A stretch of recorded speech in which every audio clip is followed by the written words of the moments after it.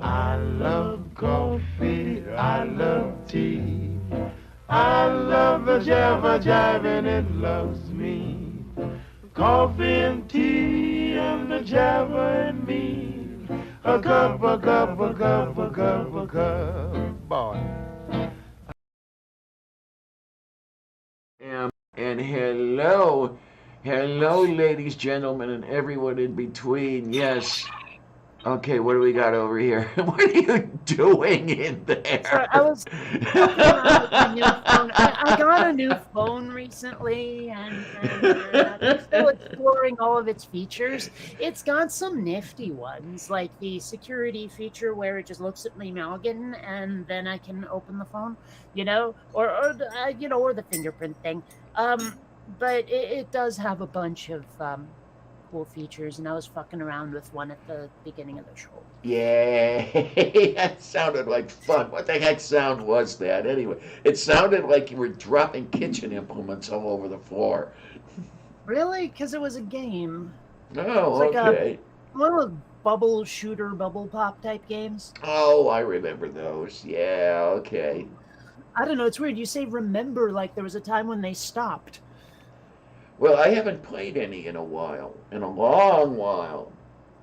Hmm. Yeah, well, Well, that's only because you were born an adult. I'm still a kid, and I play games all the time. I'm sorry, but yesterday I was messing around making a new character. Well, a character, my first character for that online Star Wars game. Not to mention, after patch 1.5, playing around with Cyberpunk 2077 again. It's a bit improved. oh yeah. And there's a few others. I could list a bunch of games I've been playing, but yeah.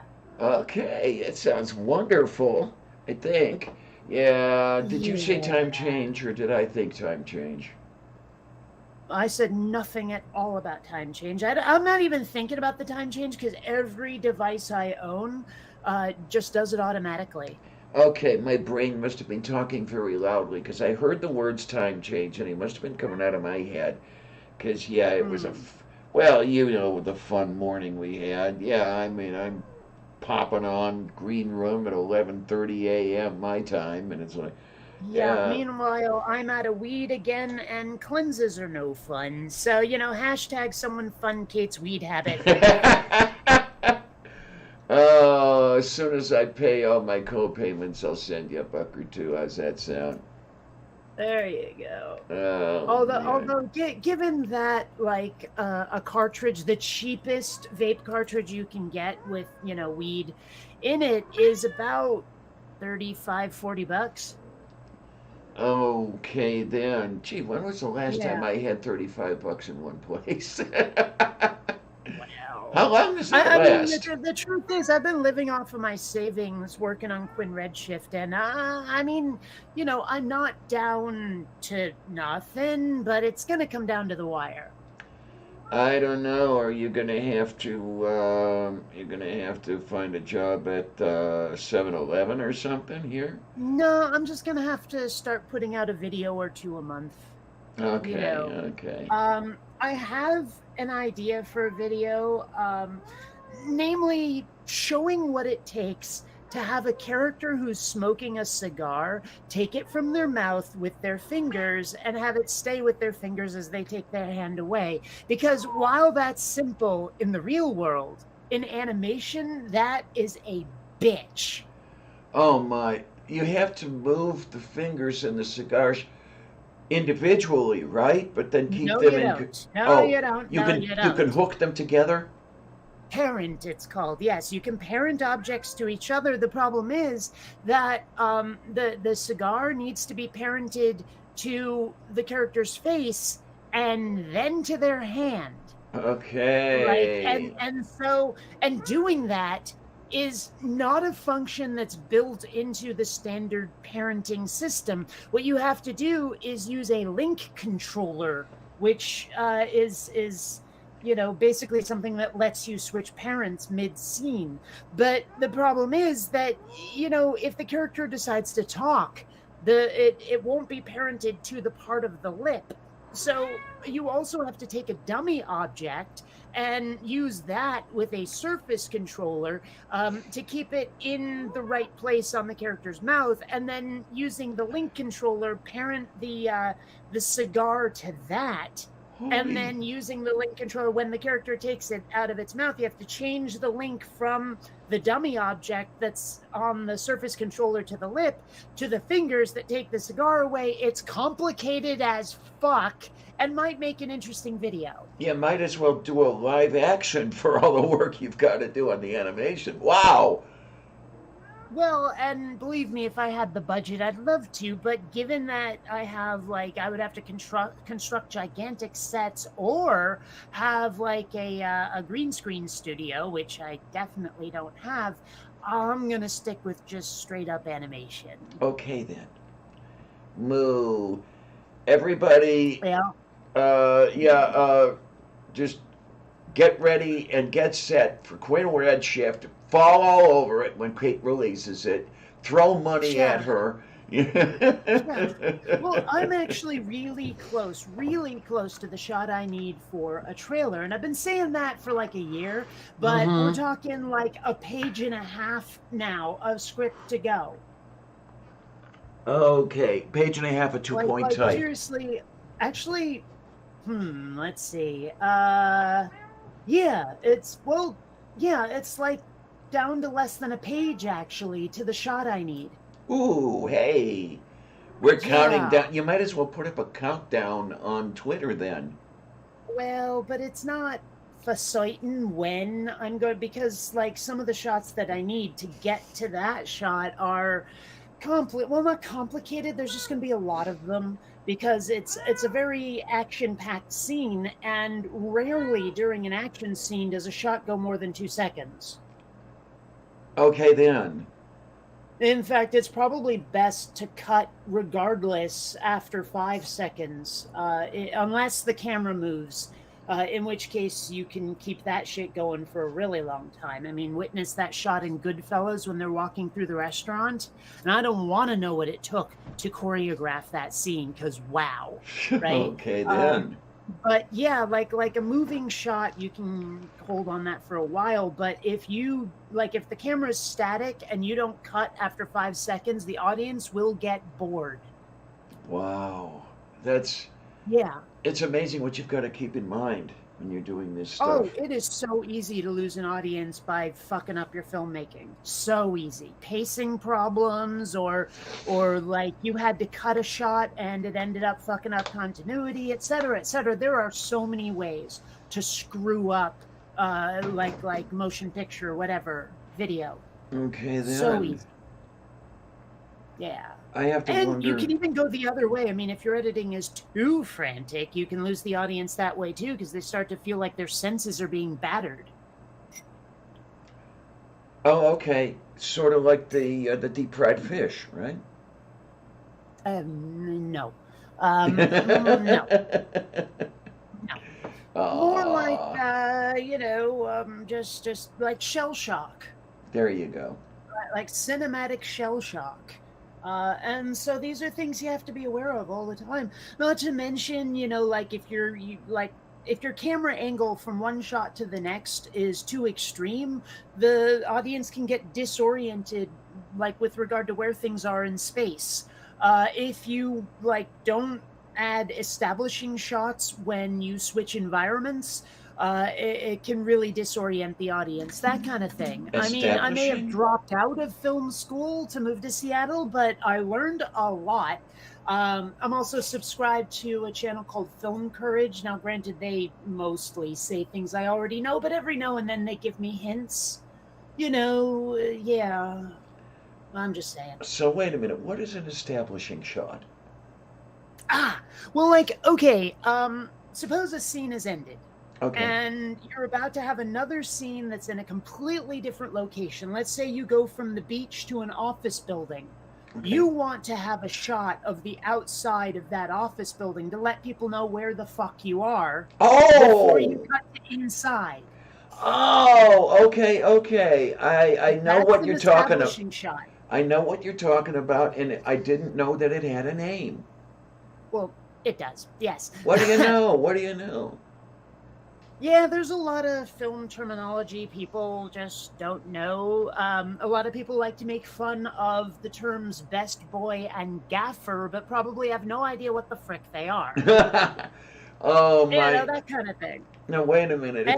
I'm trying to to this remember. day, I don't know why the position of best boy is called that. It has nothing to do with the job. I'm trying to remember. Is a best boy an errand runner? No. No. They're actually a technician. They do like lighting and wiring and stuff. Oh, okay. And yeah, it's kind of like the gaffer. It's actually the dude who holds the microphone over people's heads. Yeah, I thought that was it. Yeah, okay. Yeah. Which is weird because you could probably do that with a stand, but whatever. You know, maybe it just needs to be able to move dynamically. I don't know. Hell, half the sound is looped anyway, so who cares? You know? All right. So yeah, it's there's a lot of industry terms that people just don't know. Now, when were you in film school? 25 years ago, or less than that? I started like 94. Okay. Yeah. So I had it about right. And how much has changed in those 28 years or 26 years or whatever the fuck it is? Not a clue. I have absolutely no idea how much things have changed. I haven't been to college in that long. Okay. But I mean, yeah. I can't imagine a lot has changed. It's probably just gotten more PC. Okay. I mean, it is weird sometimes, like looking at people who are nominally on my side, but who are nevertheless trapped in their own little echo chamber bubble. Okay. Yeah. You know, I mean, like you've heard me rant from time to time about yeah. the white people who feel a shit ton of guilt and therefore are trying to like reimagine everything with ethnic characters, and the people they're trying to represent don't want it. Yeah. You know, Yeah. like they're like, yeah, we want a character who was black from the start, thanks. You know, from the moment the idea popped into the author's head, I want that. Well, like I've lost friends on the left for pointing this out. Because all of them think, no, we have to, forgive the term, whitewash all the white people out of history because, well, we all feel really guilty for what our ancestors did. Now, granted, you know, the sentiment of our grandcestors, that's actually a good one. I like that. Our ancestors may have fucked up and done really horrible things, but, you know, we didn't. And like, there's no reason for us to feel guilty or ashamed of ourselves. And while I'm definitely in favor of diversity, I'm not in favor of tokenism. Yeah, absolutely. I'm with you on that one because tokenism, if it isn't as bad, it's worse. Yeah. Yeah, it's like, I remember watching Independence Day and realizing that absolutely, well, not every last character, but almost every character was like a different race from every other character. Like they were going through with a checklist. Like, someone ring up the Asian farm. We need a Chinese guy. You know? Yeah. And like, you know, and also like troll the gay bars for actors who want to play the gay character. You know, it was just like it seemed like they were going through a checklist, a PC checklist. And at that point, boy, howdy, is that tokenism. Yeah, absolutely. It's like if a character inspired you to give them this, that, or the other ethnic identity, great. But if you're doing it just to please the public, fuck off. It should really flow easily. It should look like it belongs. Thank you. That's a great word. Yes. It should seem like it belongs there. Yeah. Mm-hmm. Well, I mean, I made one of the main characters in Quinn Redshift. She has dark skin. I don't know what the frick her race is supposed to be. I didn't make that up. For all I know, she has a tan. It's like a lot of these decisions in Quinn Redshift, I just didn't make them. It's like, I don't know if any of my characters are straight, gay, whatever, queer in some fashion. I didn't make that up. It wasn't part of the story, and I don't care. It's just in my heart that character had a darker shade of skin, and that's it. And that's how it should be, frankly. This character should be that way because it's what entertains me. It's what in my heart. That's how art should be. It should not have to bow to the politics of the moment. Yeah, absolutely. Absolutely. Like I was like binge watching Friends because let's face it, that I need something on, and I've watched everything else, like while I'm working. And so there were all of these cultural references that nobody would get if they weren't around when Friends was new. Okay. It's like there's references to, I don't know, like I'm trying to remember specific ones, but something like Monica Lewinsky, or Tanya Harding, or any of that stuff. Like, nobody knows what the fuck that is anymore unless they were around for it. And I'm just like, I would like to avoid that kind of thing in my work as well. Where it's like, I don't want to make a reference to this, that, or the other band if it's like right up in people's faces, if it's part of the story, the main dialogue, whatever. I might put a character in the background who's an Easter egg reference to something, but it's not vital to the understanding of what you're watching. Okay. It won't be. Yeah. Is anyone watching? The chat is completely silent. I noticed that. Now they say that we seem to have 3 watching. You are hiding. You are hiding back there. Hello. Clearly, either that or we're just plain not interesting. I'd like to think I'm interesting, though. We're never not interesting. Well, at least you're never not interesting. Well, I mean, along the lines of like filmmaking and animation again, I now have a reason to have stockpiled a shit ton of vintage like 80s laser tag rifles, because animating a character holding a weapon is counterintuitive as fuck unless you have a prop there to hold your own body in the right position and go, okay, torso twist this way, hands here, that kind of thing, elbow up this much. It really helps to have that kind of reference, and being able to do it yourself physically rather than trying to reproduce a photo also helps. I mean, one thing I don't think a lot of people realize is if you're going to be an animator, you kind of have to a little bit be a mime. Yeah, okay, I get that. And I see Greg is here. Yay! Hello, Greg! How you doing? Moo! Yay! So there's like so much that goes into animation. I don't think people realize it. There was this one complete bitch that I knew back at the atheism booth I used to do. And she at one point said, I don't like computer animation. All you have to do is push a button. And I almost slugged her. I almost fucking slugged her. I remember you said that. Are you fucking kidding me? Yeah. No, I remember when Jurassic Park came out, there was like one shot that was 100% CGI, 100%. And there were these people going, I can always spot CGI. And I'm like, okay, in this shot, which is CGI? They went, well, maybe that dinosaur over there and that bit. And I'm like, all of it, bitch, every last bit of it. And like, they were like, I left off the bitch. But, it was like you can't always spot the CGI. It's not as obvious as you think. In fact, if it's obvious, they failed. Yes, sir. Thank you. I was just about to say that. And one thing I've learned from you is that. Yeah, absolutely.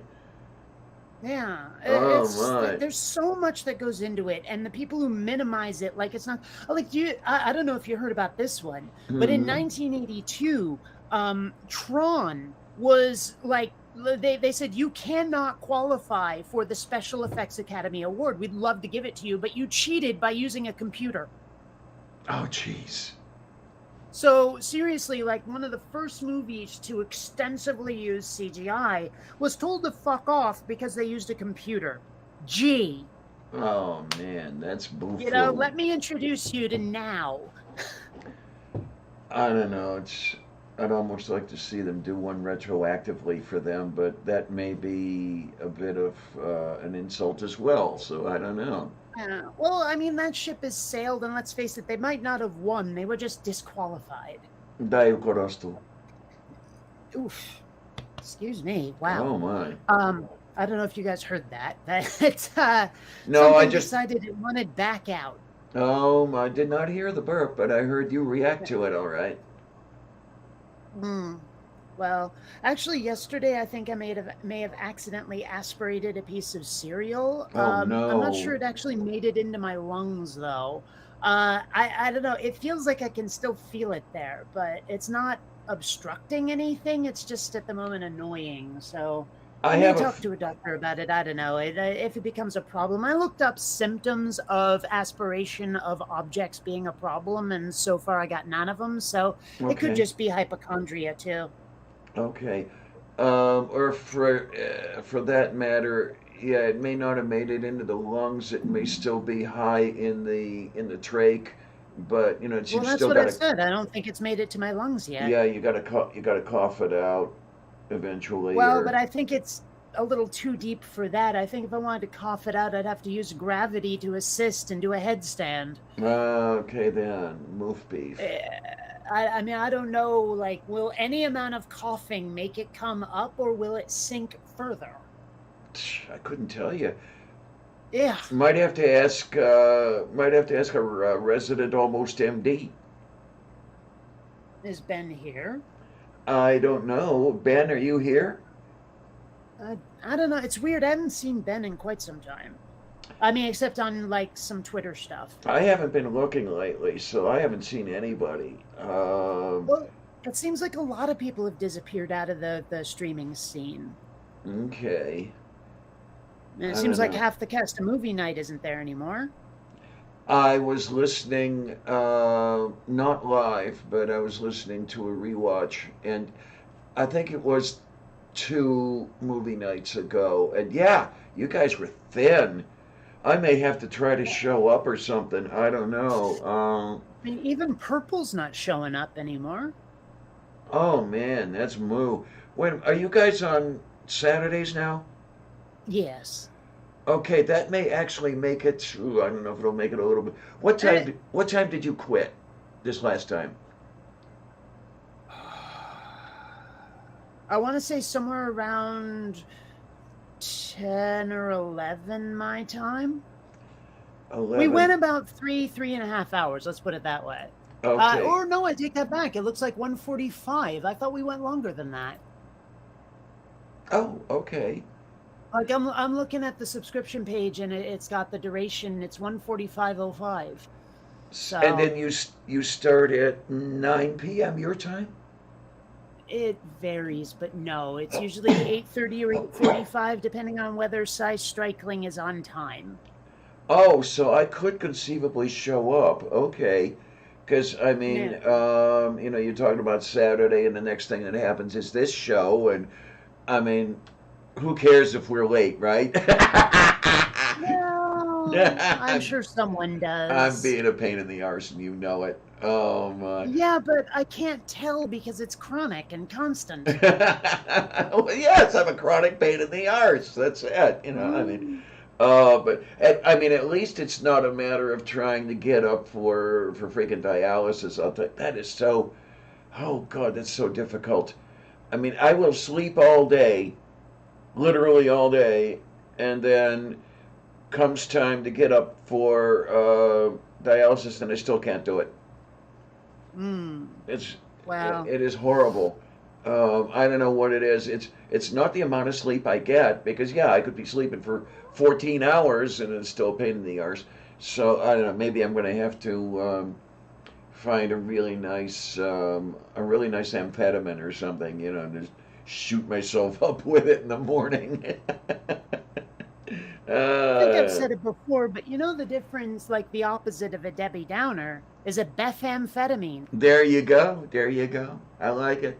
I like it. Yeah, I don't Oh, know. we've I got five prefer people my now. I don't know. I prefer my amphetics to be kind instead of mean, but that's just me. There you go. Yeah. I don't know. And then we have a cat over here. Do not get into my backpack, little one. The last time you got into my backpack, you took a piss in there. Lavender actually peed on my green screen at one point. I was very angry. Oh no! Just try to get the It's stain like out of that baby. it's like the foldable one, and yeah. I mean, Yeah. I Huh? washed it, and I think it's fine, and I don't think it's stained, but still, I almost slugged him. Like it took him a really long time to realize that the only place he should be using the bathroom is the litter box. There Like you for a good go. long time, he did not want to. Oh, that's the other thing. Thank you for reminding me. After the show's over, I gotta do the litter box. Hmm. What do we got over here? Oh God, is that right after the crime? Right before. Oh no. Okay. Yep. Oh Um, my. I've gotten in the habit now. Like the litter boxing are in the bathroom, right? Yeah. Yeah. That's And where so I keep I've gotten mine. in the habit of just when I use the can, I empty the litter as Uh, well. I have to do that. That would really work out well if I did that. And what's really fun is when I use the can, she comes in and uses the can. It's almost like a Um, 3-year-old getting potty trained. well, my cats don't do that. But also like Xander is being a bit of a butt munch about it because when Columbia is using the covered litter box rather than the open one, he tries to hunt her. He stalks her, waiting for her to get out of the litter box so he can attack. And I'm trying Oh. to get him out of the habit of trying to wrestle with Columbia because she's clearly not receptive, right? Yeah, and you That don't want her to he's associate, young and he wants to wrestle, so what can you do? and you don't want her associating that with the litter box, so she doesn't go into the litter box and all that crap. Yeah. Uh-huh. Yeah. So I've Uh, tried to break him of the habit, but he seems to resent being like taken away from his opportunity to pounce. he's a teenager. Yeah. Well, almost, yeah. I mean, he's a little more than 2 years old, and I understand that adulthood for cats is 3. So, Okay. Okay. Yeah. I mean, Just. that may just be like, oh, what's the word I'm looking for? The common misconception. That's not the word I'm looking for, though. The term I'm looking for. But there's something about the cultural zeitgeist that may or may not be wrong. It's like one of those things that everyone believes, even if it's not true. Oh, I know what you mean, and I can't think of what it's called either. Yeah, it's kind of like how like most people have never actually read the rules to Monopoly. Oh, right, right, right. Yeah. It's just naturally assumed that either everyone knows them or you've been told the rules by somebody. And Mm-hmm. that's why I was well into my 30s before I found out about the auction rule that if nobody Yeah. buys a property that someone lands on, then it goes to auction and people can bid on it. I never knew that. And most people don't play that way I don't at think I've ever all. played a game where that rule was enforced. Yeah, it just Or got passed known over. for that matter. I don't know people who knew that until it got memed on the internet. Mm-hmm. Like I don't know anybody who even knew the rule. Yeah. It was just weird. There's like bunches of other things like that where it's one of those, oh, everybody knows except the common wisdom is wrong. Yeah. You know, like everybody knows that sugar makes kids hyper, but they did studies and nuh-uh. There you go. There you go. You know, they did. Oh, what was the other one? Oh yeah, the whole myth about going swimming, like you have to wait an hour after Yes. eating. Oh, Bullshit. Bullshit. You have to do that? No, you don't. You I know, knew so that it's like 50. lots of little things like that where people have just like absorbed these quote unquote facts that are complete and utter shit. Yeah, I knew the swimming rule 50 years ago, and they still enforced it. Yeah, you had to sit there, chapping at the bit, just waiting, till the clock hit that hour, and then you can get right in there, like a. I recently had a very minor argument with somebody over whether it was champing or chomping at the bit. Now, common wisdom would suggest it's chomping, because let's face it, the bit goes in a mouth. And at this point, I still don't know what the fuck champing means. I looked it up that's the once. expression. I looked it up once. Like, apparently that's the expression, as it's weird. But what's also weird is that I had an argument about it with somebody. There you go. I mean, that one's just fucked up that you have to argue about it. Yeah, I can't believe I have to get mad about this shit. Okay, according to NPR, Webster's says champ at the bit is to show impatience at restraint, to be restless. It comes from something said about horses when they bite their bits repeatedly and restlessly. They champ. I mean, that's not one of those words where it means something other than what I've always known the word to mean for my entire life. You know, champ is someone who won, the champion. Yeah, absolutely. So how the frick is that champing? It's kind of like, I knew what was meant by tilting at windmills, but how the fuck does tilting mean that? Yo, yeah, uh-huh. And to this day, I don't know where that came from. At one point, and apparently it has something to do with like how the lance needs to be at a certain angle or something, and so you tilt it. Okay. But still, I mean, I don't even get how the area where they do the joust is called the lists. Wait a minute, the lists? Lists, as in like I made a shopping list kind of. Oh, there's a T in there. Okay, I couldn't tell. Yeah, but it's like, why would you call it that? Why? I don't know. That's like every definition I know for the word list does not. Does it have something to do with tilting? I mean, the way a ship lists or something. It's kind of like that time I was like, why the fuck do they call these things Schedule 1 drugs, Schedule 2, this, that, and the other thing? And I had to look it up. And it turns out schedule is actually the name for a piece of paper, or was. Now we use it as a timetable. But, there was a time when, and it's just archaic speech. But if you don't look it up, you'll never know why. It's just... it's that whole, we cut the ends off it because that's what my grandmother always did kind of bullshit, yeah. Okay, more precisely, it was the roped off enclosure where the tournament fighting took place. They're not saying much about where that term list came from. I wonder, is it one of those things where it's just spelled the same and it's phonetically similar, but its root is from somewhere else? I mean, that happens on occasion. That could be, yeah. Now, this is interesting, though, here. They say, in the late medieval period, castles and palaces were augmented by purpose-built tilt yards as a venue for jousting. I'd never heard the term tilt yard before this. But it makes sense because of the tilting thing we were just talking about. Yeah. With the lance. Well, it makes me wonder if that also like incorporated an archery range. Probably, yeah. Wouldn't be surprised at all. I mean, it sounds like the medieval equivalent of a Colosseum. Okay, yeah, I like that. I like it. It definitely except works. Apparently this time it's Christians versus Christians instead of lions, but hey. Yeah, Christians versus Christians. That would be Northern Ireland, wouldn't it?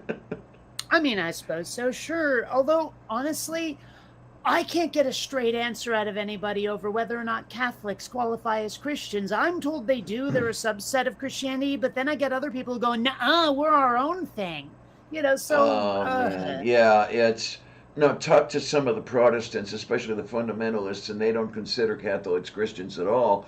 Uh, the way I learned it, and we always got the all Catholics are Christians, not all Christians are Catholics, because I was raised Roman Catholic. mm, Um, but where was I going with this? I can't remember now. something Um, about Catholics aren't Christians. yeah, but yeah, the way I learned the whole thing, yeah, Catholics, at least the Catholics considered themselves Christians, because Oh, see, I we thought it got was it. some of the Catholics who considered themselves not. Okay, because we got hammered with it in Catholic school that we were definitely Christians. Okay. I mean, it Um, makes sense if you break down Christian to Christian. Goodness yeah. knows, like Catholics seem to have a bigger fetish for Jesus than anybody. Oh boy, do they! They have this blood fetish too, and everything else. And God hmm bless it. I mean, of all the I'll be damned honest. religions, Well, I really don't know. Like, what are the jobs, duties, purview, whatever of the Holy Ghost? The frick is it there for? What does it do? oh man, I think. Well, at least in the scripture, the Holy Spirit was kind of the delivery boy, because he's the one where Jesus was getting baptized in the river, and then here comes the Holy Spirit in the form of a dove, and the Father says, "This is my Son," and the whole bit like this, and it's crazy enough. Well, but I mean, that still doesn't really answer my question. It sounds like the only thing the Holy Ghost ever did was let people know Jeebus was around That's once. I don't know. Well, I don't know if it was once, because I mean, technically, who was it that got Mary knocked up? Was it the Father or the Spirit? Oh, I have no idea. I mean, it's craziness. And of course, none of it actually happened and everything, but that's another story, too. Well, Um, yeah, but I mean, goodness knows I spend a lot of time debating the lore of fictional universes. I mean, come on. mm, Like seriously, ask me about Star Wars or Star Trek or Babylon 5 or Farscape. I dare you. Those things have a lot of lore behind them, sometimes decades worth in terms of real time, millennia worth in the universe itself. I mean, hell, just look at Lord of the Rings. So it's like, how I can translate that lore research into religion lore too, because let's face it, they're basically really bad fantasy novels, all those holy books. oh, yes, absolutely. Anthologies is the way I think of them, especially the one that the Christians fawn over all the time, that Holy Bible thing. Oh, Um, well, the entire Abrahamic books, set of books, except possibly the Quran. I haven't looked into it. I don't know. Did Muhammad write that himself? But regardless, I the doubt it. like the Abrahamic, all of those. Yeah, it's clearly a collaborative effort. Oh, yeah, yeah. I mean, Um, obviously. I mean, if nothing else, the book like covers thousands of years, and goodness knows the Torah came before the Bible. So. sure thing. Yep, absolutely. Okay, I've never gotten a straight answer on this one. Is the Old Testament the Torah, or is it like a reimagining of the Torah? Oh, excuse me, the way I understand it, the Torah is part of the Old Testament. I think it's the Only first, part? yeah, I think it's the first five books. Oh, all right, fair enough, I guess. You might I have don't know. to It's weird. Like I've got Catholics, like Italian Catholics on one side of the family, Jews on the other side, although mostly cultural Jews on the other side of my family, and I know barely anything about either religion except as far as the basics. Um, I know a lot more about just Christianity in general than Catholicism in particular, and honestly, most of the Jewish people I know, like they go through the motions when it comes to bar and bat mitzvahs and Passover and Hanukkah, but that's about it. Okay. Cultural Jewish. Yeah, where's Neil when you need him? Mm. Well, what's funny is Neil's like both Neil and I are adopted, and his last name is my mother's maiden name. Oh, Isn't that really? weird? Okay, yeah, Yeah, that's a bit of it a is. coinky dink right there. Isn't it though? Yeah. Um, do you remember offhand next time I see him, and I don't see him as often as I really would like to, I'll have to ask him where he grew up. Was it on the West Coast, or do you remember if he said He's anything? never said to me. He's never actually Okay. mentioned that to me. I know he's in Vancouver now, Yeah, huh? but other than that, I have not a clue in the world. And I know he spent time in Israel. Oh, I didn't know that one either. I think he was actually part of the Defense Force. In Israel? Yeah, Huh. I think. We'll have to Did he get. see action, I wonder? Don't think so. We'll have to get him on here and have a little mini interview. Because yeah, I Well, it'd haven't be had. nice to have him as a regular, actually, because I haven't really been interacting with him much lately. I only see him on like Facebook and Twitter anymore. Neither have I. And I used to go on the after shows a lot, and I haven't been there in ages. Well, he hasn't Um, been sending out the invites, at least to me anymore. So, oh my, that's. I'll have to tap him on I the mean, and it's shoulder. not like we had a falling out. He just stopped. That's amazing because you're saying that nobody's sending you links anymore. I wonder if there's something going on with Twitter. I doubt it. Okay. More likely, there's something going on in the scene. Okay. You know, it's more likely some sort of high school drama shit. Because let's face it, that's why I got the hell out of the atheist community. Is it's high school. It really is. There's an in crowd and an out crowd. There's Yeah, gossip. There's there is. people Yeah. getting into relationships and then having horrible fallouts when they break up, Oh, and et Jesus. cetera, I et hate cetera, et that. cetera. You know, and like it ends up further dividing friends and all of this stuff. And it's just like I didn't want to take part in it anymore. Yeah. I'm Yeah. largely on the periphery now. In fact, what I'm really hoping is that there's like a YouTube animation community out there. And when I release Quinn Redshift and start doing head meets regularly, and maybe Java Centauri when I get established a bit more and have time to really build it. Okay. Okay. Until like when that happens, maybe I'll I mean, if nothing else, maybe YouTube will start recommending animation channels to me, you know? Oh, Sarah. Hi. Didn't see you come in. Oh, hey. Yay. Keep the Well, Tweety. okay, learning about other people's drama is great. Participating, especially involuntarily, sucks. Yeah. Yeah. Absolutely. So, And then, as you said, that's the one thing I do hate looking at is when a relationship starts up. I hate seeing that because I know it's going to be a drama-filled breakup sooner or later. I can point to exactly 2 relationships that started on YouTube, like in the YouTube atheist community, that actually worked. Okay. Only 2. Because why am I blanking here? DevShell 2 and Peach made it work, and they have like 2 kids now. Yeah, And yeah. Oh, Shayra 2. I and didn't know they had 2. Shayra and was his face too. They made it work apparently. I forget his name. He went into Okay. the army and like he wanted to run for office or something. I don't know if it worked. Like seriously, Shayra and I had a big old falling out like 3 years ago, and honestly, I'm glad because she's very quick to anger, and I don't Okay. need that shit anymore. Okay. So yeah, I just I don't know. I got the hell out of the scene because it sucks. But like I said, yeah, there's only 2 relationships that started in the YouTube atheist scene that I can point to and say that they made it work somehow. Only 2. Well, I'm looking and I'm thinking and at least hoping that Paul and Shannon are making it work. Paul as in Paulogia, Yeah. Shannon as in Shannon Q. Yeah. Didn't know they were a thing. Oh, they've been a thing for quite a while, and he actually moved in with her. did not know that. Oh, okay. Yeah, he's in Nova Well, Scotia now. like I said, I got the hell out of the scene. I'm not paying attention. Okay, okay. Yeah. I mean, they sound like an Plus, old they're married couple. Canadian. No, I'm kidding.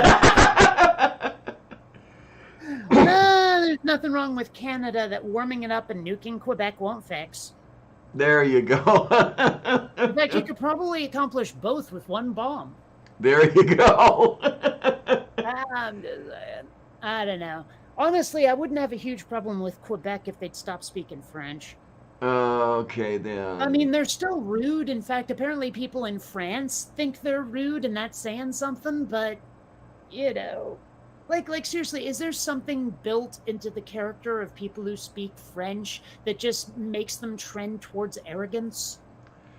Oh man. Well, from what I understand, and I'm no expert in ethnology or anything, but it's the Parisian French who seem to be the arrogant types. You go to the south of France, and allegedly they are less problematic, shall we say. So maybe the Quebecois are mostly Parisian French. I don't know. Tell me about it. I'd I like to don't know learn. either. I just know they're kind of dicks. Yeah, yeah. But yeah, the stories I hear about the Mediterranean French sound like they're really good people. Hmm. Well, I wouldn't know about that. I just know that the people I've met have been annoying and obnoxious, and I really hate the sound of the language. So Well, as I've said, I'm sorry, there is something about the sound of French being spoken that just goes straight up my spine. I hate it. Yeah, as I've said before, I think you've heard me say it. I tried to learn French, and I can't do it because my mouth is not full of stuff that doesn't belong there. I got her to chuckle. Oh no, I Well, broke. yes, but at your expense. Yeah, I know what you were thinking.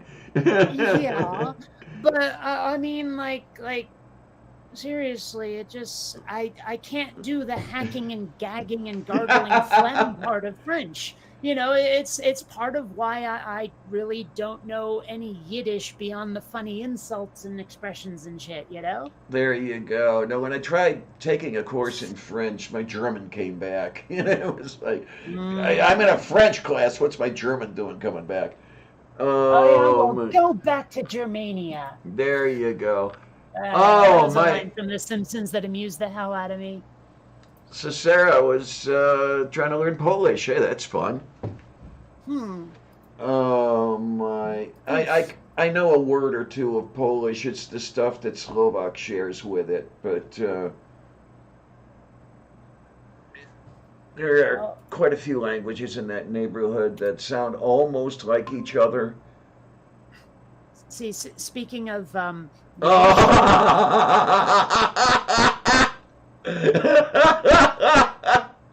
Oh, God, I like it. I got curious and looked up Batmensch and got this. Like seriously, it just the idea of Batmensch popped into my head. I don't know why. Maybe I just heard someone say mensch at one point. I don't know. But I decided to go looking it up and seeing if it was a real thing, and sure enough. Oh God, I love the way the panties don't fit. Fair enough. Yeah, it's like okay, yeah, okay, fine. Oh my. Right, Oh, that's someone's too well, bad. not wrong on the internet, but desperately needs a response regardless. Yeah, Sarah says the friend who was helping her became a dick, so she stopped trying. I grew up around Polish, Slovak. Um, there was a little bit of Russian, but it was further away, where I spent the first few years of my life. And then, well, he still had the store out in that neighborhood. But early on, it was, you could almost see the border lines, each of the streets. On one side of East 93rd were the Slovaks, on the other side were the Polacks. The Russians were down Union Avenue, but it was all the very tight neighborhoods, and it basically what happened was you had some people come over, and then they brought their relatives and friends over, and those people moved in, right next door and everything else. So you had the very close areas where you had all the various ethnicities packed together. It has since come apart. Um, the east side of Cleveland is nothing like it was ethnically. Nothing like it was 50, 70 years ago. It's changed quite a Well, we bit. never had anything like that. Not in Vermont. Like basically everyone in Vermont is pasty as lily white. It's literally 94% white in Vermont. Now that weirdly has the effect of making people less racist, probably because when someone ethnic moves in, they don't feel threatened or overwhelmed or like they're about to be outnumbered. Oh, okay, And okay. also that gives them a chance to go, wow, all those stereotypes I learned just aren't true. That kind of thing.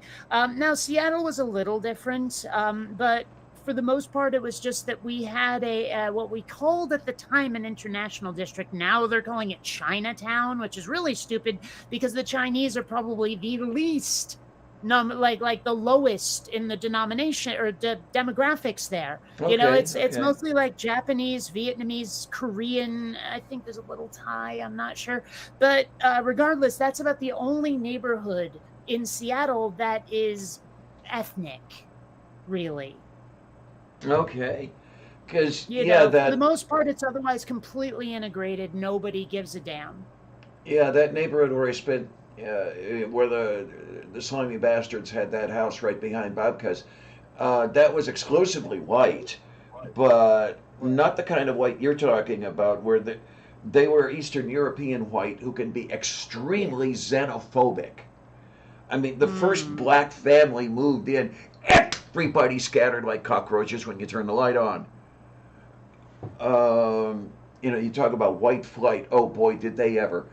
And that's that, crazy pants. yes, it is, because they actually contributed and almost, I'd say, caused the decline of the neighborhood. They sold to whoever would buy, and the people who bought were the slumlords, and they just Mm. took everything out of the properties they bought and then let them go, and everything just went straight to hell as far as the condition of the buildings and everything was concerned, and they caused what you see there now, which is maybe about 35% empty lots and the rest of it's falling apart. Mm. Oh my word! But that's where I came from. It's horrible when I think about it. I don't know how I ended up not racist, if I have to say it myself, but it's not for their lack of trying. Well, Uh, it's funny because I'm very multiracial. I was raised by hippies, so a lot of tolerance was just taught to me from a very young age, right? okay. But I'm also one of the most, I'm going to call it self-aware, but really I mean self-conscious people I know. And so I'm constantly second guessing myself and going, gee, what was I doing there? But every now and then I'll be walking away from a conversation. All of a sudden I'm realizing, hey, wait a minute, that person was black and I didn't even in any way care about it when I was talking to them. Go me. Mm-hmm. Like it's a realization after the fact where I'm like, well, I was just nice to someone because they're a person. That's how Yeah, it should be. I could look. And it's like, sure, I'm a little bit proud of myself, but on the other hand, I shouldn't be because that should be normal. Yeah, yeah. I mean, I could look back, and when I'm in late grade school and stuff like this, I could look at myself and see myself starting to slip into what those hunkies who raised me were. I could Mm. start seeing the racism, that sort of thing. I don't know how I turned around and got out of it, but I'm so glad I did. Um, I would hate to have turned out the way they did, at least in that way. Well, I mean, I love Bobka dearly. I remember her so dearly. I remember Dedko so dearly. but for the most part, that family was the kind of people I don't like being around. It's amazing. Hmm. Well, I mean, goodness knows that I mean, not exactly the same, but there are some movies out there that did not age well because they have, like, say, casual homophobia built into them. You know, Uh huh. like Adventures in Babysitting. At one point, this guy taunts his sister who loves Thor, the superhero Thor, not the god. And, so at one point he decides to tell her, yeah, well, Thor's a homo. And she shouts, you take it back, Brad. That Uh, did not age well. yeah. But at the same time, like you say, you dearly love Bobka. I dearly love that movie, and so I put up with it. But I do cringe and wince when I see it. Also, it's funny because something else you said, just a word you used, reminded me of a movie I saw in the '80s, and I wish I could remember which one it was. But it had like some dude's girlfriend said she said to him, "Oh, fuck off, you big dumb bohunk," like that. Now, when I was little and saw that movie, I didn't know what the hell a bohunk was any Oh more than I knew what a yeah. Pollock was. But it Yeah. sounded like a great insult, kind of like shit gibbon or fuck trumpet.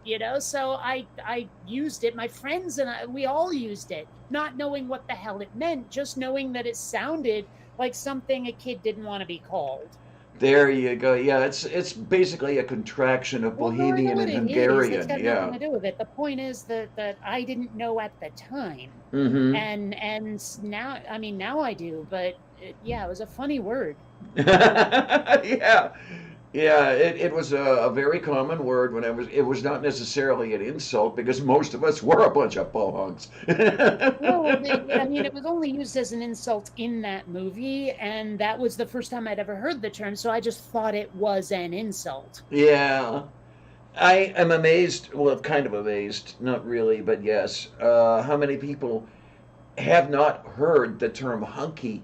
They think I'm saying honky.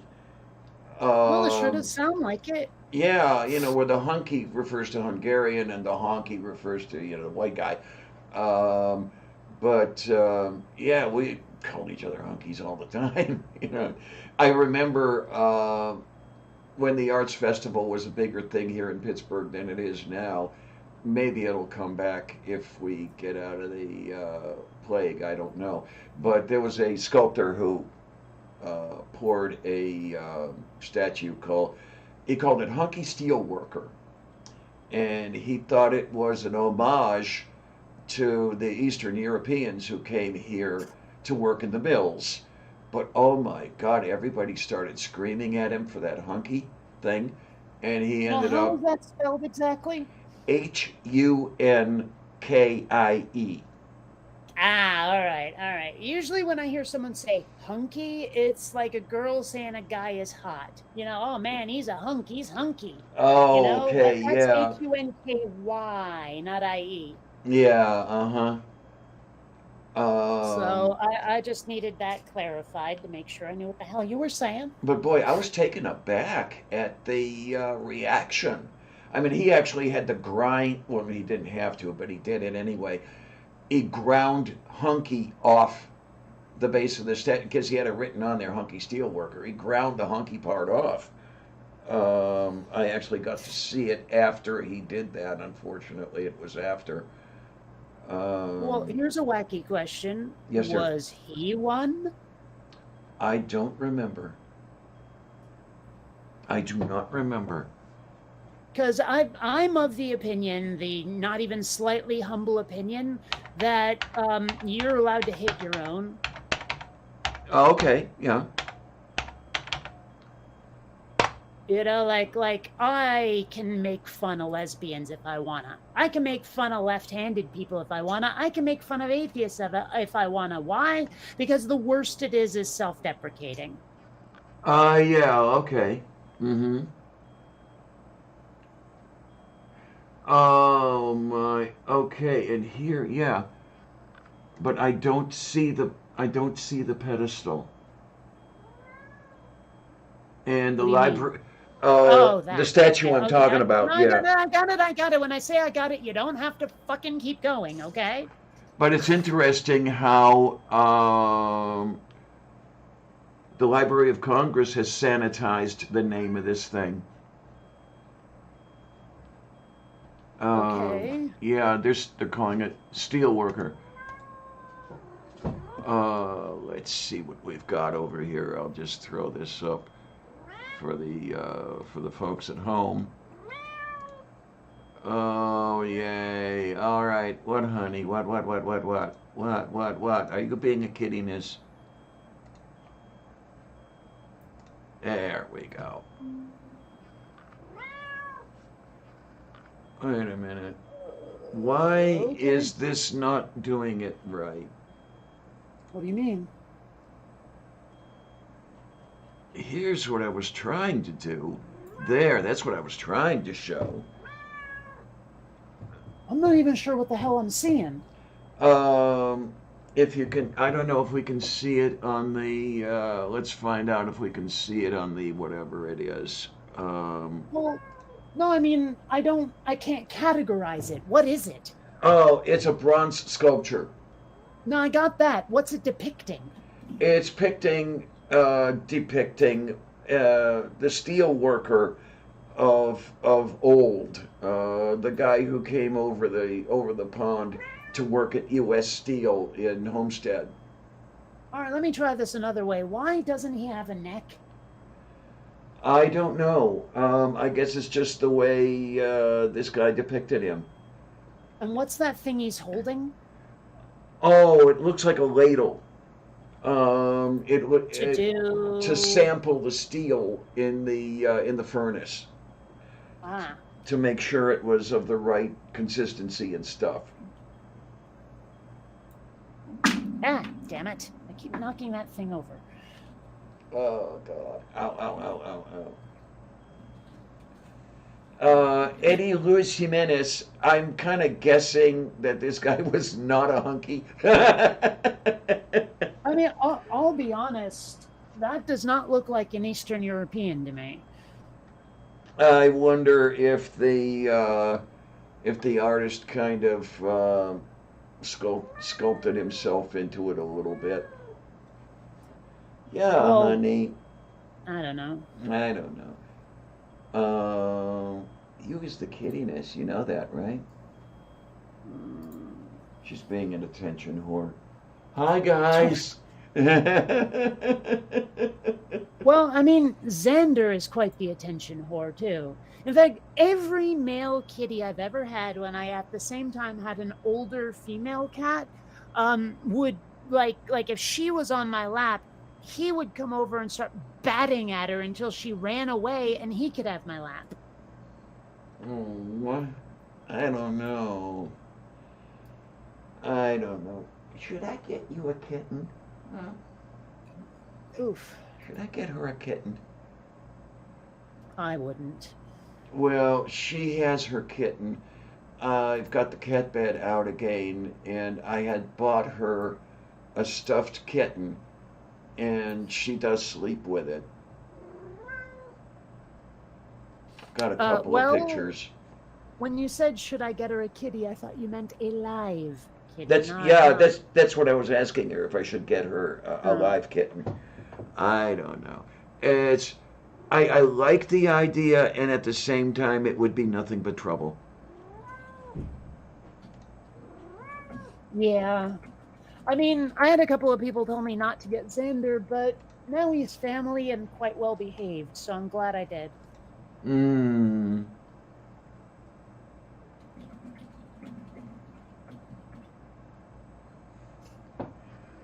Oh, my. Yeah, Sarah, he lost his neck in a steelworker accident. Yeah, that's pretty much it. I'm kind of hoping there's an arts festival this year. They tried last year and it just didn't work out well. It was still half online, and they really didn't have that much in person. And I was all out of breath. I mean, that was, I think, a week before I went into hospital was when I went down there, and I was able to walk about 50 feet before I had to stop and rest.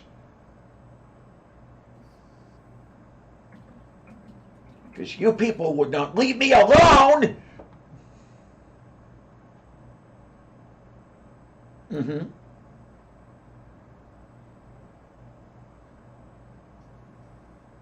Oh my.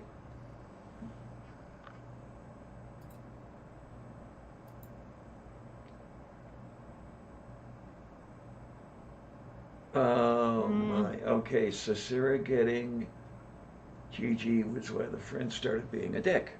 Huh. Why, the friend thought he was your kitten before you got the other kitten? Is that it?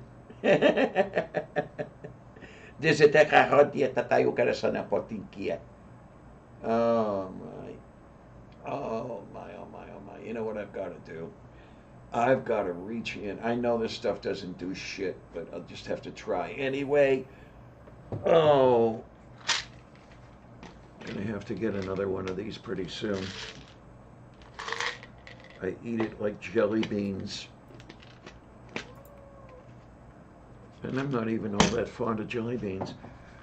Mmm.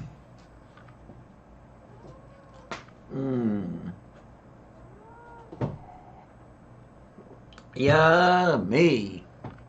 Nothing like paracetamol. Sorry, you said something and I fell down a rabbit hole. That's why I'm tired. Quiet. I am tired though. I'm eating paracetamol like jelly beans. No, I'm just I don't know why, but it really actually kind of pisses me the fuck off when people don't use articles like the hospital. Huh. I don't know why. Like I went to college and makes sense, but for some reason I went to university just doesn't. Because university to me is a place where going to college is an activity. Okay, I think I get it. Yeah, I think I get where you're coming from. You know, like I went to college at blah university. Okay, okay. You know, it's kind of like going to the hospital is an action. Going to Mercy General is being specific about the hospital. But according to the website I was reading, apparently British people are like, yeah, if I go to the hospital, I mean a specific hospital. And I'm like, yeah, but no, you're going to the hospital. Which hospital are you going to? Okay. You know, the is a general thing in this case. Yeah, and then it's interesting, you know, when you talk about that sort of thing, you talk about places and stuff.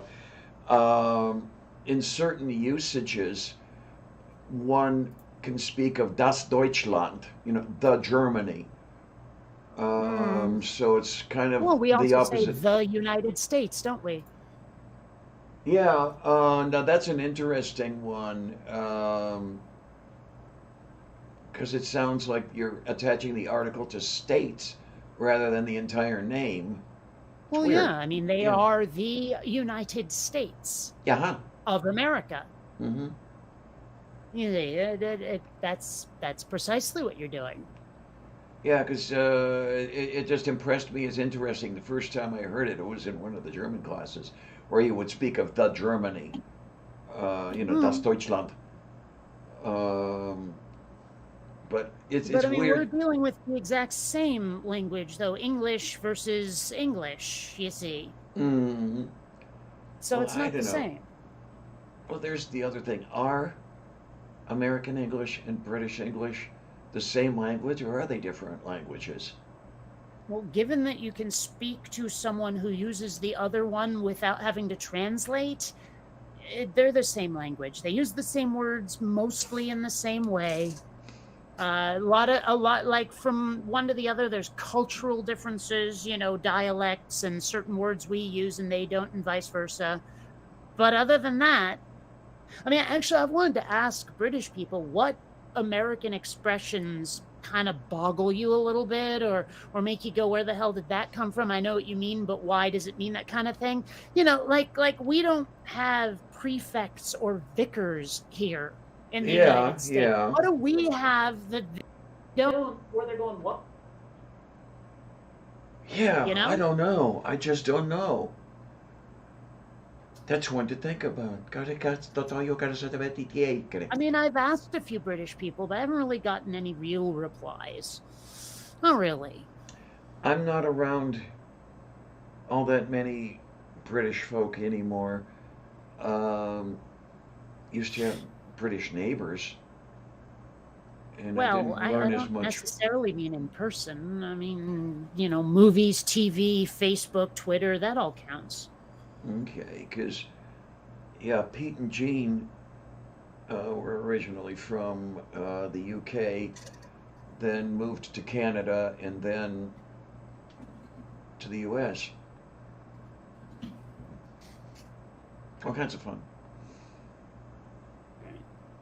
And their kid, who was my age, would affect Cockney, even though he was born in Oh, Canada. I don't know why, but every now and then, like, something I'm saying just comes out in an accent for no good reason. Like, I don't consciously intend to do it, it just does. You may have noticed. Yeah, Greg still is a Brit. I keep forgetting that he's a Brit. I keep thinking that he's from Alpha Centauri. Well, it's not like he's been around here for a while for some reason. Yeah, I don't know if he's having a hard time connecting. That may be part of it. I'm not sure. Um, so I don't know what kind of funding he has, whether or not he can. Well, he's posting on Twitter. Oh, he is. Okay, I haven't been He's just looking not lately. here. Yeah. Hey, Stool! But, Get your yeah, northern I arse don't in know. here. Just for some reason, though, it really does kind of bug me when people don't use an article on something that desperately needs one. Foofiness. Like, if it's literally a physical thing, you probably ought to use the a and an. If it's a concept or an action, that's different. Like, we don't say, oh yeah, the Christmas is coming up on December 25th. I hope you get some good presents. We just say Christmas because it's an event, whereas we might say the Christmas presents, the Christmas turkey kind of thing, it's the difference does seem to be whether or not something's physical. That's why I went to hospital is really dumb. I went to the hospital because it's a physical building. It's not I went to hospital like I went to, I don't even know. It's like, I don't know. It just makes sense. It's kind of like, the whole Americans take for granted the order in which adjectives are supposed to come. Yeah. Oh, yeah, Greg, I forgot that he did move south. Because that's a thing that I've been seeing come up a lot in like memes and stuff, and it's just, I don't know. It's a thing. Well, when I was growing up, the usage of articles was hit and miss all over the place. In Eastern European usage, you don't use articles very much. So you go in machine to school. You go in machine. So you went in the car to the school. Yeah, machine is, believe it or not, that's automobile. And things like that. So I got accustomed to the hit and miss usage of articles or non-usage. Dal costa careti. Yeah, so maybe that's it. Is Stool still unpacking? Is that it? I don't know. It is hard to picture him living in the south of England, though. Yeah, moo. Ah, well. Yeah. I mean, I can't fault him for moving. Hell, I want to move out of this horrible, horrible, horrible, awful place. So, I get it. You could move to Pittsburgh. I don't want to trade for a different kind of awful. That's a lateral move. There you go. Although, honestly, if I do move back to Seattle or Vermont, I mean, I don't know if you paid attention to Seattle's winter last year, but it sounded pretty hellish. And Yeah. most places don't have heating, which made it so much worse. Vermont isn't much better, honestly. It's always been terrible winters, but like if I can find a place that's cheaper than this condo, I could have some disposable cash to get the hell out in wintertime. Well, there's the thing, though. How much is it going to cost you to travel here and there? If travel costs are insane, which I'm expecting they will be for at least a while, then you may not have that much disposable cash to get around.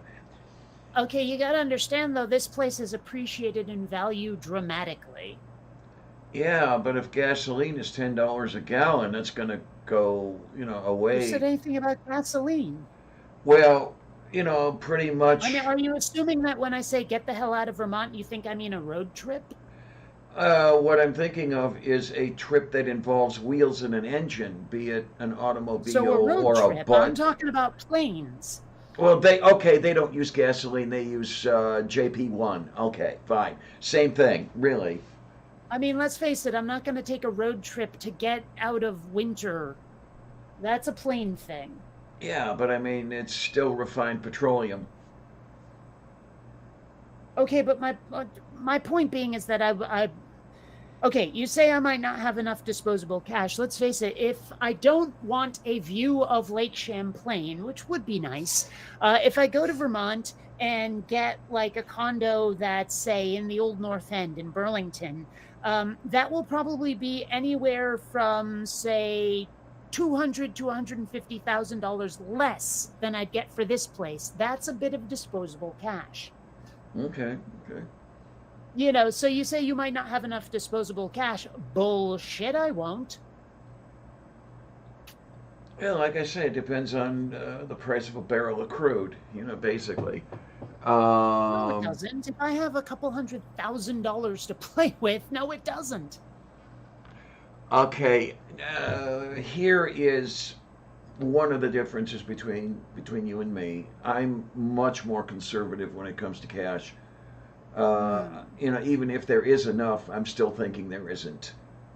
Oh, well, so am I. It's just I set that line a hell of a lot lower, apparently. Hey, Best in Show, how you doing? I Yay! mean, let's put it this way. I forget exactly when I stopped making atheism videos. I can actually check that. But since then, I've been working on Quinn Redshift and really not making any money.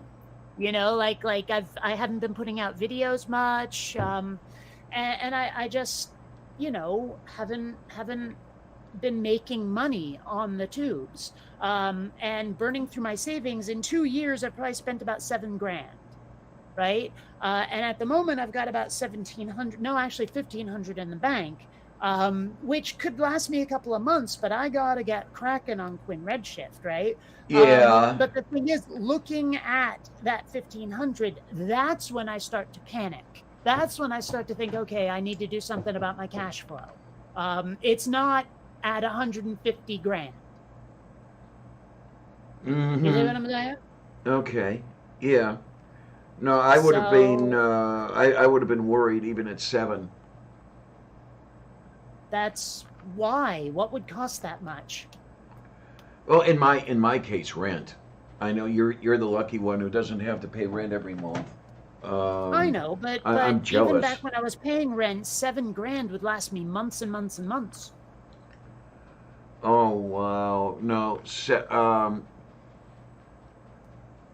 I have maybe $10 at the end of a month if I'm lucky, and I get $1,200 a month. Well, I don't know what to tell you. Maybe I was just living in a shithole, or maybe it was just a sign of the times, but whatever. It might be sign of the times. You never know. Yeah. Yeah. Well, let's see. I'm looking now, and my last atheism-related video was October 14th, 2020. Okay. Now. So it's been a while, and given that, like $8,000 has lasted about 2-ish year. Well, what are we on now? Like a year and I don't know, not quite a half. Still, I mean, that's doing pretty well, but I need to Yeah. get cracked. I need to make a video to shore up some of what I've been spending, maybe curb my weed usage a bit, that kind of thing. A little belt tightening just until I finish Quinn Redshift. Okay then. Yeah. Um, let's see. Now I am living in Section 8 housing, so I pay a lot less rent than a lot of people do. But okay, my rent's $250 a month. My electric bill is about $50 a month. Gas bill's about, well, it depends. I mean, my last gas bill was, I think, 75, but I do get a little bit of help with that. And then, food, well, that's mostly food stamps, but still. Um, and a lot of money goes now for co-payments, which I can't afford, but that's another story. Well, I have to say I'm glad I live in a place where there are no co-pays if you're on the government health care. Yeah, that's one good thing about California.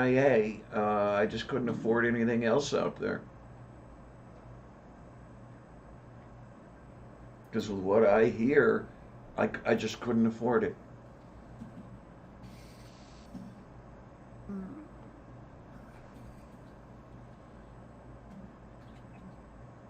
Sorry, I'm asking a question. I was suddenly inspired to ask a question on Facebook. See, the thing is, I kind of was thinking about maybe getting back into comic books. I used to be a lot more into them than I am now. Oh, I saw some of that. A Yeah. lot of what I read is very non-standard stuff. I mean, like a lot of ElfQuest and Strangers in Paradise and all of that.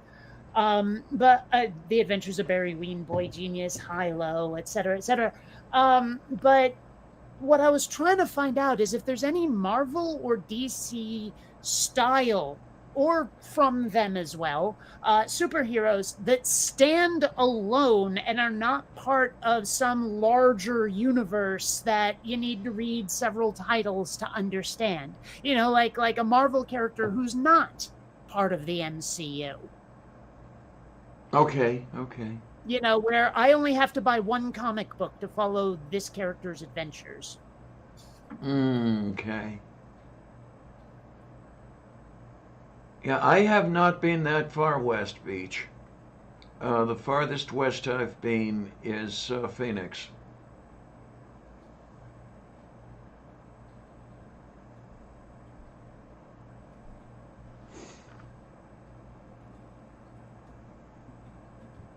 Oh, Sarah, I'm building up a backlog on the copays. I don't know what it's going to be when the dialysis center saddled me with a bill they knew I couldn't afford. Because I don't know what's going to be covered on that or not. But when they sent me to the emergency room when they did not have to.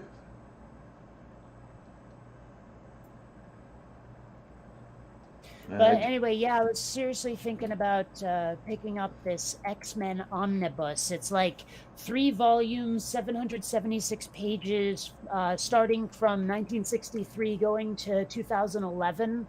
I was seriously considering buying that for $71, and I haven't, but someone sent me like a link to a bunch of just sort of archived issues of early X-Men, and I read the first one and thought, not bad. So who knows? I might. But what I really want to do is find a superhero comic where you only have to buy one title. You don't. It's not part of a larger universe, and you can follow the story just by, following that particular run. I want that. Now, Sarah, is that what you? Is that what you owe, or is that what was charged to insurance people, or are they the same thing? Or because she says her hospital bill's around 25 grand. When I was in hospital in June, well, every time I went in hospital, because The I've been there 3 times where I've had at least an overnight stay, and we're talking $13,000 a day was the raw charge. Um, Damn, where is that picture? Sorry, someone Jesus. mentioned, who was it? Was it Beach?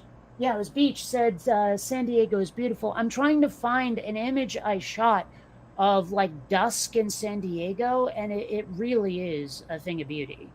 But I don't know where the pictures go. Ah, there it is.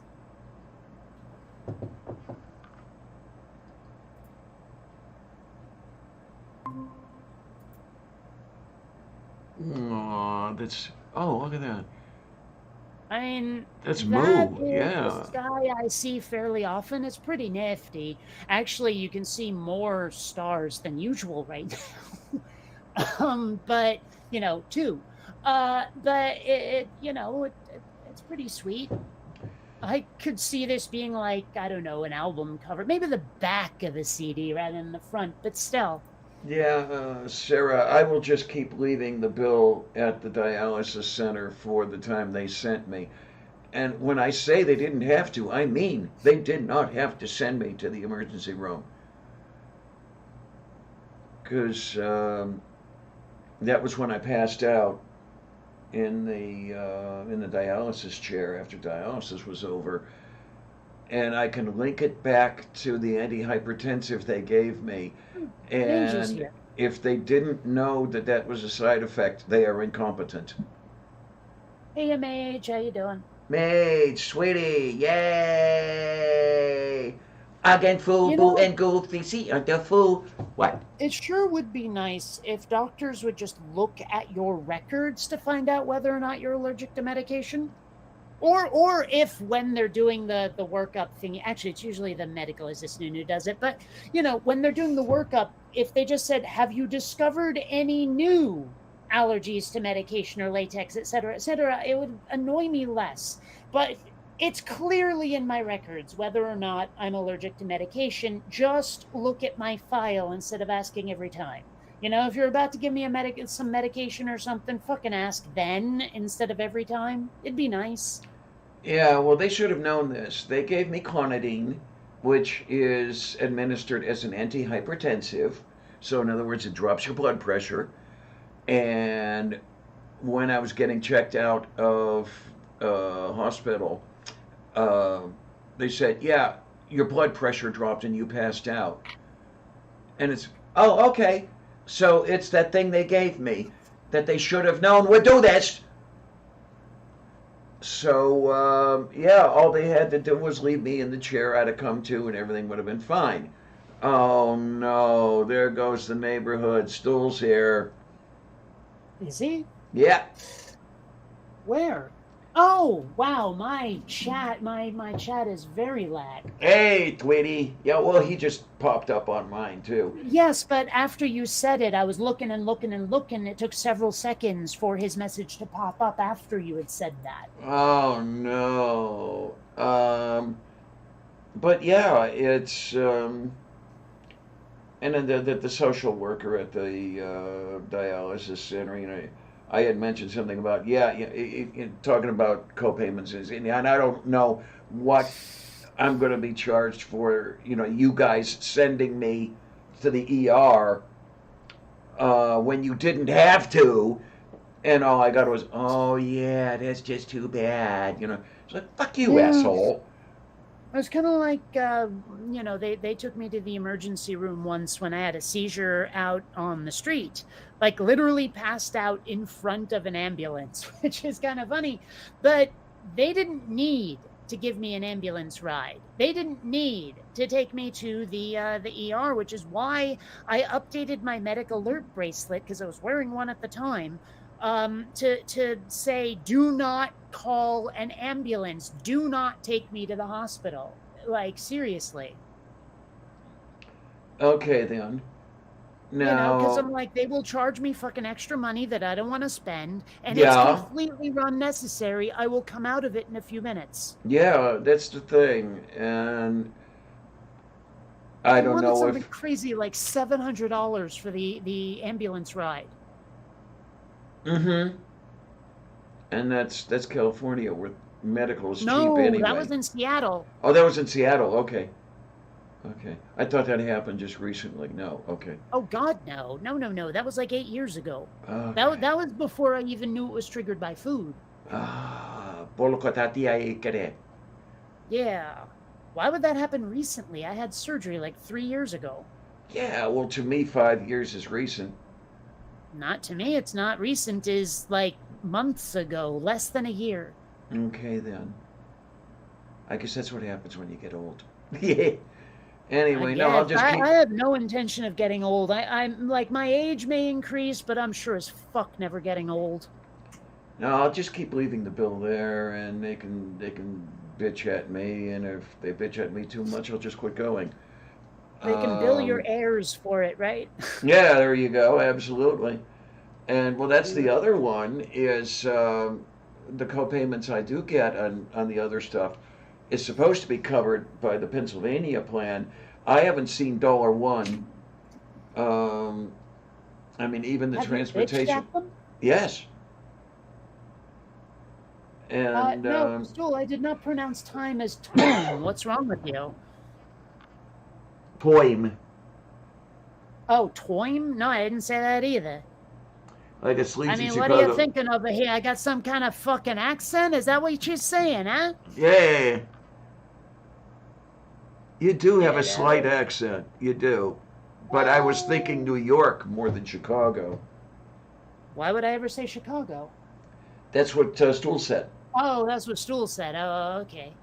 Yeah, I don't know. I mean, like, I sometimes wonder how other Americans, other United Statesians, USers, Yeah. will like how do they hear my accent from New England, Seattle, and now California? Like, I mean, if I have an accent, it's clearly a gestalt of United States speak. So, what do I sound like to people who don't have the same accent, I wonder? Well, most of the time you have that gestalt going, but every now and then you get a little bit of Brooklyn in there. Well, yeah, but that's usually deliberate. It usually comes out when I'm either pissed off, irritated, being a bit of a wise ass, that kind of thing. Hmm. Okay. You know, that like I grew up with a lot of "What's the matter, you?" and "Manja, manja." I mean, Yeah. no one spoke Italian in my family, but the expressions would come out every now and then, kind of like every now and then my mom would throw some Yiddish in there. Hey, you're such a putz, you schmendrick, that kind of thing. Tayo Actually, it Corosto. is kind of funny to speak Yiddish in an Italian accent, though. Okay. Yeah. You know? What do Tayo you mean, what Corosto. accent, Beach? I guarantee your stool thinks I have an accent, Beach. Oh my! What do you got here? Mage says basic ambulance ride cost about 675. Emergency runs over 1,000. Yeah. Yeah. It's so much Um. bullshit. I mean, these are the same people who charge you $100 for a Band-Aid. Yeah. Like, Absolutely. like, did you see that weird scammy article from a few years? Well, the article wasn't scammy, but where they were talking about how tissues were like $10 a pop, and they gave them some sort of weird like technical sounding name, but it's just a tissue. Yeah. Kind of Huh. like how that hole in my brain was described as a cavernous malformation. It's a hole. There you go. That Oh kind of thing. shit. It's like they were charging out the ass for things that were pennies, fractions of a penny. Yeah. Huh. I mean, Yeah. how much do you think a tissue really costs? Like just one tissue in a Oh box. You'd have to see Christ. how many are in the box and do some division, but still, Not even a penny. I can tell you that. cha. But these people want to charge you like $10 to $100 for one. Well, I was reading an article a while ago, not a year ago, but about, I guess you could call it collusion between hospitals and insurance companies, where they artificially jack up the prices. I forget why.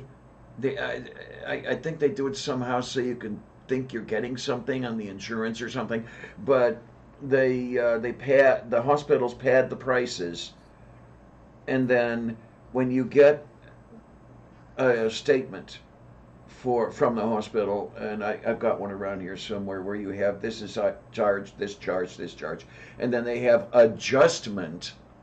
The adjustment is the difference between what they're charging and what it should cost.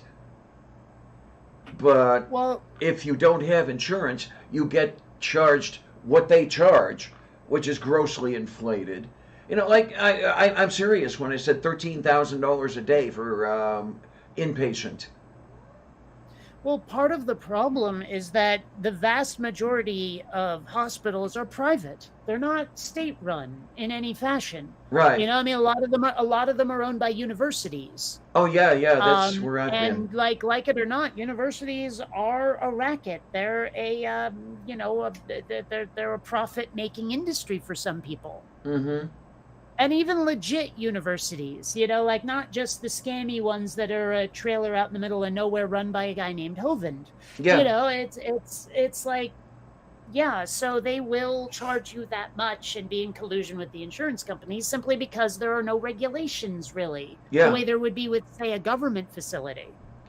Yeah, this is where I really, really want to see universal single payout, universal single payer.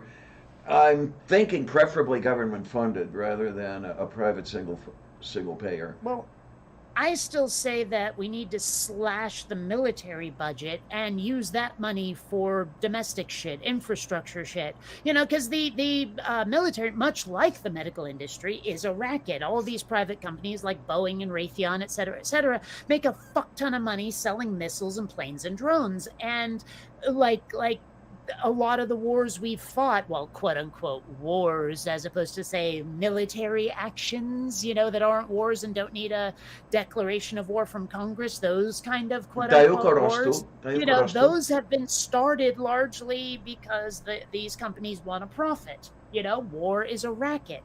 That kind of thing. That so, too. I'm wondering, like, well, I mean, I'm thinking, why not slash the military budget, knock it off with the interventionist crap?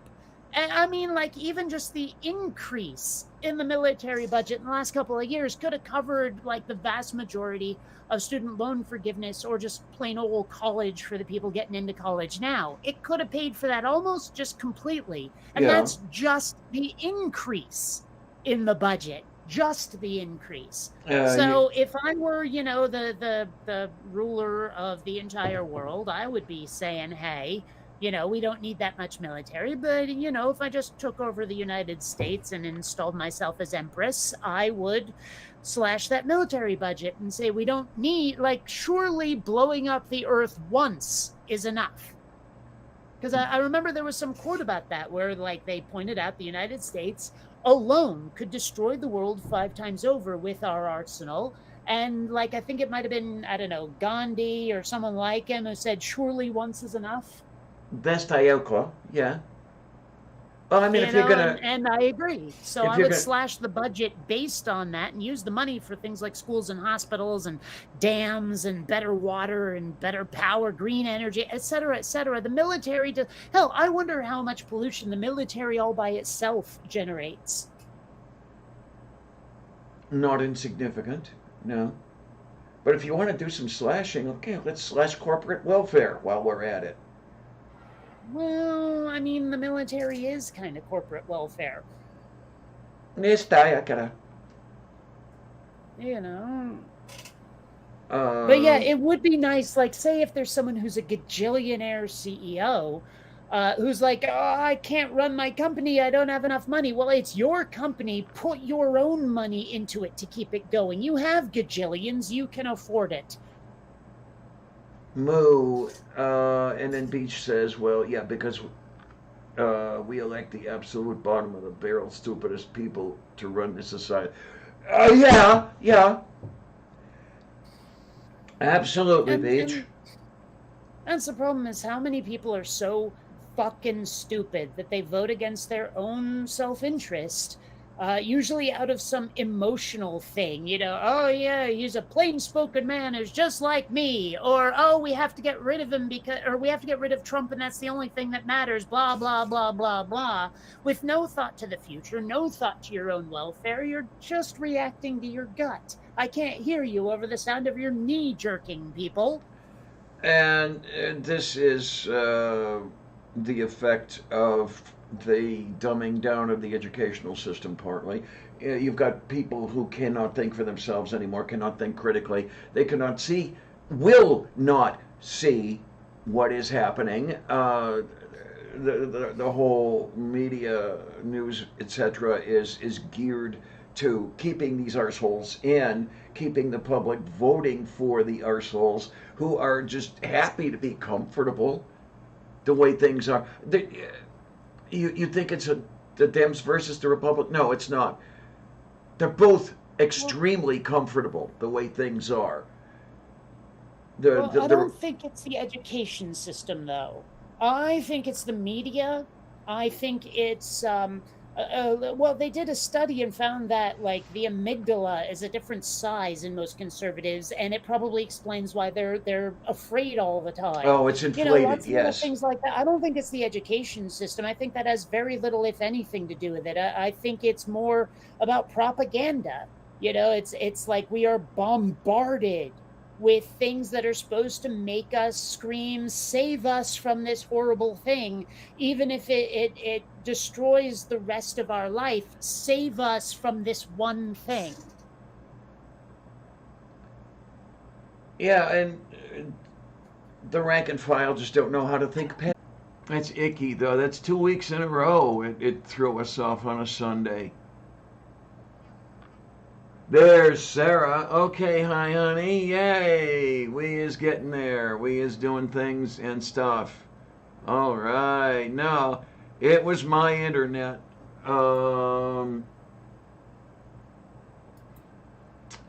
It was my internet that died. Wait a minute. Why is this? I'm getting stuff there, but I'm not getting it here. Where is here? Okay, I'm getting the side chat on the live stream page, but I'm not seeing it on the YouTube page. Okay. But it says that this thing is still going. Well, the wheel is spinning, but the hamster is dead. It was my internet. Oh, wait a minute. There we go. Something's doing something. No, that was me. I was on the stream and turned it on, and it's still going. So you're okay. So I'm gonna redo mine over here. I'm there's gonna a hell of a lot of refresh. lag, but it's going. Okay, I refreshed my YouTube, and here's the stuff. So hopefully it's working now. Hopefully. Oh, and then there's this kitten. You is the kitty. You is the kitty. You's the almost 6-year-old kitten. Yes, almost. So, you know how I was making teriyaki soup for a while, right? Yes. Well, I tried the same recipe with soy sauce, and it still works. It's a bit of an odd taste. It's closer to miso than anything else, but it's pretty good. All right, that sounds wonderful. And wonderful. Miso soup isn't bad. Right. Yeah, the miso is the fermented soy, right? Yeah. Uh-huh. And like, my parents used to, like, give me that stuff as a kid, along with all the other health food they tried to foist on me. So for a good long time, I resented miso soup. But, I've made peace with it, and I enjoy it. Okay, then. I have to see. Okay, high definition audio device connected. Did it turn off the external speakers the way I wanted it to? Hopefully it did. Yes, it did. Okay, we're good. We're good. I like it. Wouldn't you be able to tell? Oh, my. Wouldn't you be able to tell whether the speakers were on or off? Sometimes for me it's difficult if I'm wearing the headphones to know whether the speakers or the headphones are doing its thing. But if you lift the headphones from one ear and listen, wouldn't you be able to tell? That's what I had to do. Yeah. And then I don't know. It just seemed like you couldn't tell even with the headphones off. there you go. No, we're okay. We are okay. I'm liking it. And then there's this cat. Hello. Yes. You know, Greg, I have no idea how gin is played. I also don't know how bridge is played. There's a lot of those old card games that usually think of as like played in retirement communities by your grandparents that I just plain don't know a damn thing about. There's a few I've learned because there's like websites where you can play them. For example, I finally know how to play cribbage, and I despair of the idea of trying to score it off a computer because wow. God. There's a few others, you know, but I don't grok gin. My I wife really and don't. There's an interesting one called Idiot that's kind of fun. I'm enjoying Oh Hell. It's one of those trick-taking games, which I imagine like gin probably is as well. Yes, it is. You know, but yeah. So Or I'm sorry, no, I've it's learned not. a few of them, but there's a few like I don't even know what the hell pinochle is. Oh God, I used to play all kinds of pinochle. Well, I that's another one where I associate it with like, oh yeah, we played that back in World War II while we were fighting the Nazis kind of card game. You know, it's not something people play today if they were born, you know, like after 1975. Dio Corosto. Yeah. Oh my God, it's a trick-taking game with a weird deck. The pinochle deck consists of 2 each of ace through 10. So 2 aces, 2 kings, 2 queens. I'm sorry, not through 10, through 9. Okay. But other than that, it strongly resembles bridge. Well, I still don't really know how bridge is played, although I Wait a gather minute. it's something vaguely similar to like spades where you have a partner that you have to work with. It can You know? work. It can work that way. Yeah, you can play it individually or with partners. I don't know. I got the impression from every time I've like heard people even vaguely talking about it, that usually the person sitting across from you, like they get grouchy if you bid the wrong thing because they thought you knew what they had in their hand or something. You know. It can You know? work. It I can mean, work again, that. I don't know a hell of a lot about it. I've picked up some from osmosis, but that's about it. Yeah, you can play 3-handed pinochle. You can play 4-handed pinochle. Oh, I meant bridge. Oh, bridge. Okay, God, I used to play quite a bit of bridge 2 years ago. But yeah, Um, that's the one where you have a partner, isn't it? yeah, uh-huh. Okay. Yeah, good old contract bridge. That's what I was talking about with the partner thing. Is bridge is one of those games where you hear about it, but you know, if your age is below a certain amount, you've probably never played it. Well, I was in my 30s when I was playing bridge. Yes, but you're a freaking weirdo. I'm talking I mean, let's face it. You know how some people are like folks say, "Oh yeah, they're an old soul," kind of nonsense. Well, let's face it. Everything you've ever said about your childhood made it sound like you were born elderly.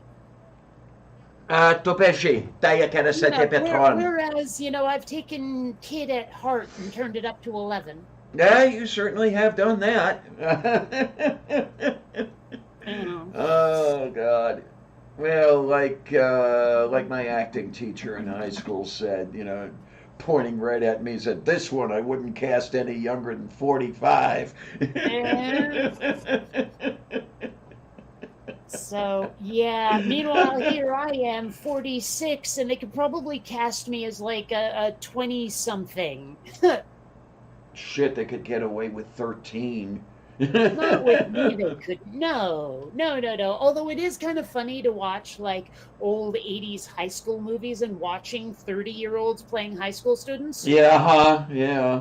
You know, it's like, wow, I can't believe we bought that. But then again, if you look at imagery of like teenagers from, well, longer ago, some of them already look middle-aged. Like, if you look at some of the imagery of people screaming at what's-her-face Ruby something as she's going to school, like in a whites-only school for the first time. All right. And they're like some of these people are students, and they look like my parents. Yeah, okay, yeah.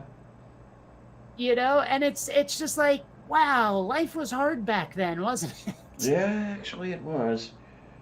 I mean, Oh, because yeah. like I think that's why lifespans are increasing, is because our existence gets more and more cushy as we go. Mm-hmm. Uh-huh. Absolutely. I do kind of fear what's coming up in the next couple of decades, because they're saying, yeah, we've definitely crossed that line now, and we can't change, like we can't stop climate change even if we went green right now, so we have to focus on survival. I don't know what the hell's coming up in the next few decades, but I'm a little scared of it. Yeah, I'm scared You for. know, like, I mean, we live a cushy existence now, but if it turns into the road warrior out there, I'm not sure how many of us are surviving. Well, I'm frightened for you kids. I mean, you know, Mhm. those of you who are a good bit younger than I am, because I'm gonna say, yeah, I'm gonna be very probably I'm gonna be dead by then, but I'm not the one who also says, but I don't care. I really do care about you folks, but by myself, there's really nothing I can do about it. I'm just gonna take comfort in, I'm going to call it the fact that I'm probably not going to have to suffer as much agony as a lot of people are. Well, I don't know what's coming, but I sincerely hope there's going to be like some sort of arcology complex that some people go in and that I qualify. Hello? I like There being you are. alive. It may, in fact, be my very favorite thing ever, and I'd like to keep, doing it. So, I would like it if, I mean, if it really does get that bad, I'd like it if I could, you know, live in the complex, whatever it may be. I don't know as far as, you know, what you're calling that bad. I know it's going to be bad enough. I mean, I can look ahead and as bad as things are now, it's going to be even worse, you know, where you've got homeless people now. What you're going to have into the future. Okay, my internet connection is unstable, Oh, so well, it's got to be me. But into the future, you're going to have homeless people, but they're going to be floating by you instead of on the street, you know, things like that. well, I'm not even thinking about that part. I keep hearing things about wars over water. Oh yeah, You yeah, know, that like, sure, as much as the oceans are undrinkable at the moment, it's like, and may well flood the way you're describing it. I mean, it's undrinkable water. So, right, right. finding a way to just have something you can drink and cook with and clean with and all that stuff is probably going to be a giant pain in the ass.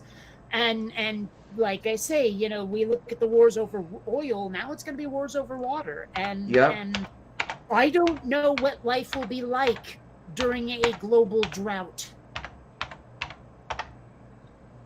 Yeah, that's going to be. Oh, that's going to be nuts. Yeah, because I'm thinking, you know, I've seen the maps and I'm looking for some of them now. The loss of coastline. Um, I sincerely hope we're coming up with ways to desalinate ocean water. Like, if not the oceans themselves, which would probably be a disaster anyway, I'm thinking like, plants. And I don't mean vegetables, I mean facilities that are desalinating ocean water. Because I think if we're not going to fight wars over water, that's necessary. That tech is going to need to be far more developed than it is. yeah, uh-huh. Now this is not. Oh, damn it! I didn't do this right. What I'm looking at right now is not as bad as I've seen some of the maps. Let me open the image in a new tab. There we go. Now I can bring this over to the share. Uh, copy. Copy. That is it. Paste and I've go heard to. some weird things about wind power that I don't know if they're true, like that apparently windmills will disrupt a certain amount of airflow that will have an effect on the ecology that we don't want or something. I don't know if it's true. I believe there is some effect. I don't know how much. I It's probably see. statistically insignificant, I bet. Yeah, I really don't know as far as that one. There we go. Um, yeah, this is some of the stuff I'm seeing with the loss of coastline. Some of the other maps I've seen have the entirety of Florida gone, and most of Georgia and the Carolinas gone. Well, here's a Um, question. Can you scroll west a bit so I can see California? it's not on this picture. Can you scroll up? Doesn't look like it. No. Have you tried? I mean, I'm seeing pluses and minuses. That's a map, like for zooms. I mean, Uh, unless that's an image and not a dynamic map, you it's should an be able. image. It's not a dynamic. It's not a Oh, dynamic map. It's an image. so okay, sea level rise viewer. Maybe that's a site I can go to. Maybe. Sea Yeah. level rise viewer. Um, Coast.noaa.gov. All right. that's Let's see. looking like it. Well, clearly San Diego is going to be underwater. Let's see. What about Vermont will be fine. Yep. So yeah. Here, why don't I just do this? Okay, let me get this one out of your way so you can. There you go. So Now you're able to show. I mean, you can see California here. I'm assuming that this is what will flood, this lighter section. Well, I'm not seeing it. Why am I not seeing it? Oh.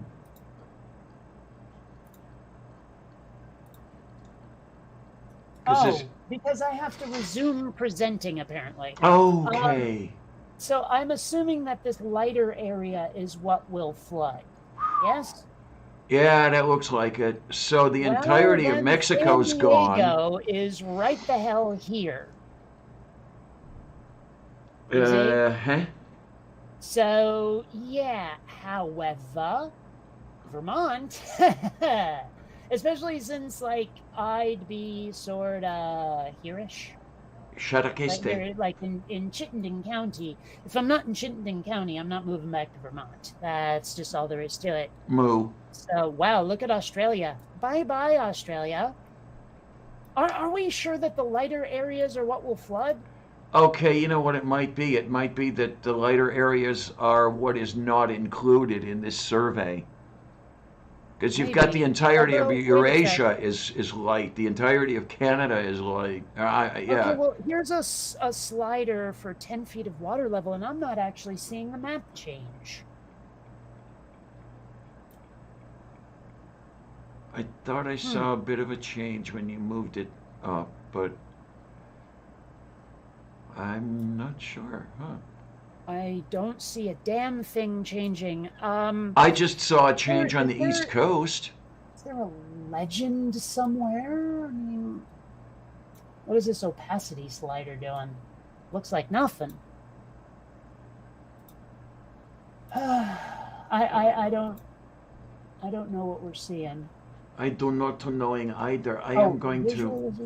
Location. I don't want a visualization location. I want the whole freaking globe, but whatever. Okay, what do we got? We're gonna go over here. Oh, wait a minute. Okay, so area not mapped, but I don't see anything that looks like these three little slashy bits. This map makes no sense. Okay, I'm looking at the egg thing over here. But oh, well, okay, the East Coast does seem to be adjusting a little. Oh. All right. So if the water goes up 10 feet, we don't actually lose a lot. I mean, we lose stuff, but we don't lose a lot. Like, look at this. San Diego is actually not doing so bad, come to think of it. And not that I'm gonna zoom in on it, but I'm looking at where I live, and it also looks like it'll be fine. So if the water goes up 10 feet, no biggie. At least for me. I would rather it didn't do it, because it'll be bad for other people, but But with some of the stuff I've heard, 10 feet is kind of on the low end of the anticipated sea level rise. yeah, I've heard as much as 200 feet, which is weird. Yeah, I think that's if all of the ice melts. Yeah. Well, I'm not sure. Like, I think I'm more than 200 feet above the ocean at the moment, but I'm really not sure. I wonder if there's a way to find that out. Like, if I pull up Google Earth, they usually give you a height, like an altitude. I wonder what will happen if I zoom in on home and see what it says, if I can get it relative to sea level. I'm looking at San Diego elevation, and it says 60. Yes, but San Diego is very hilly, so I'm looking for me specifically. Okay. Oh, my. Like, seriously, walking up some of the... Like, if I go back from the dispensary, it is a slog to get up there because the hill is so steep. It's at this crazy angle, so... Okay, here is roughly home. Ah, and there is actually home. Let's see. Does it say an altitude? Well, it says 274-ish feet here. So, yeah, I'm assuming that's relative to sea level, but, well, let's see what happens if I go to the sea. Oh, well, I can go underwater in here, but yeah, it got down to negative 77 feet. So, yeah, it looks like I'll be about 86 feet worth of safe if the water levels rise 200 feet. Yeah, but will you be able to get to the dispensary, or will you need a scuba rig? At that point, I don't think I'll be too super worried about weed. Now, so, no, seriously, I at least will be fine, even if nothing can be done. That makes me feel relieved, even though a little guilty as well. You know what I mean? There you go. I'm just happy I've got something of an out. I just don't know how long it would take. I don't know what you mean by that. Because all I've got to do is quit dialysis, and I will die. I just don't know how long it'll take. Okay, is that what you mean by an out? I mean, Yep. I thought that's what you meant, but you said I don't know how long it'll take, and then I'm like, what, are you building a spaceship? I don't know if it would take 2 weeks or 2 months, you know? I mean, look how long it was taking me to die back in June. Yeah. And I wish it could have gone a little more quickly, but, seeing how things are now, but that's another story entirely. By the way, how did that fundraiser come out? Do you know? I know they are into 4 figures. I just don't know where. I really haven't been watching it all that closely because, to be honest with you, the way some things have gone, I really don't want it looking like I'm involved in it. Why not? Because there are people who complain that it's a big scam. There was one who was doing this to the people who were running the fundraiser. I saw that, and I was actually saying, big scam to do to get money. That's it? But I mean, like, they really think people are that sinister? Yeah. That's just so fucked up. Yeah, and I mean, someone makes up kidney disease to get money. I guess that's at least what I'd least one person rather, thought. I mean, myself, I'd rather be involved in it. If nothing else, you could, like, hold up some stuff, show them where that port was, show them where the current way they connect you up to the dialysis machine is.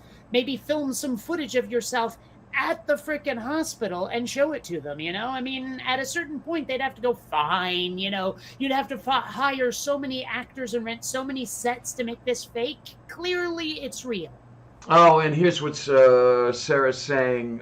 They think it's Ilya Moon, I believe the name of the person is.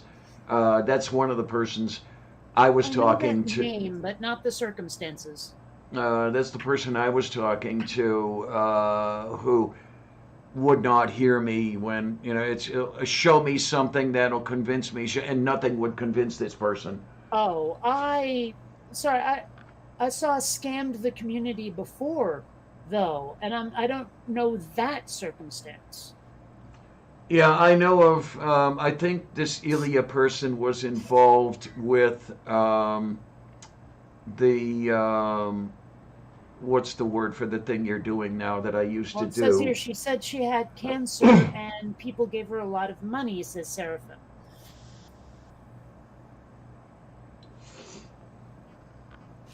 Okay, yeah, because I guess this person used to be involved with the movie night community, I think. Hmm. Um, yeah, I guess the Ilya scammed a bunch of people for medical bills. Well, if I ask people for money, I'm going to be right up front about the fact that it's for my weed habit. There you go on to into. And I'm in a bad position because I need personnel help and financial help in order to get onto the list, in order to have a shot at a kidney, in order to pay the expenses. They're doing this thing to get ahead of the expense, which I need to be ahead of the expenses because they're looking at this. One of the many things they're looking at. But I haven't paid any of the expenses yet because they haven't been incurred yet. So, you've got to, so it's the people, who are the potential donors saying, you've got to pay the expenses in order for us to help you out. And the people who are providing the services saying, you've got to have the money before we will let you pay the expenses. Hmm. Di karasto, bella katapatia ne kerapatohe.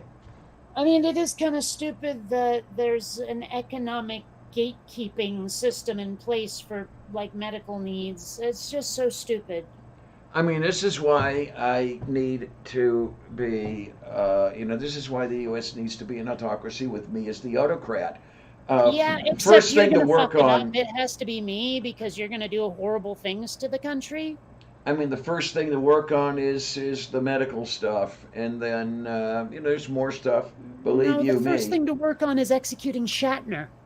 Deko postatajú cara se debe krade, je kora se You justa. know, then, and I realize it's kind of out of place to name a Swedish band, but Roxette will be named the official band of the United States, obviously.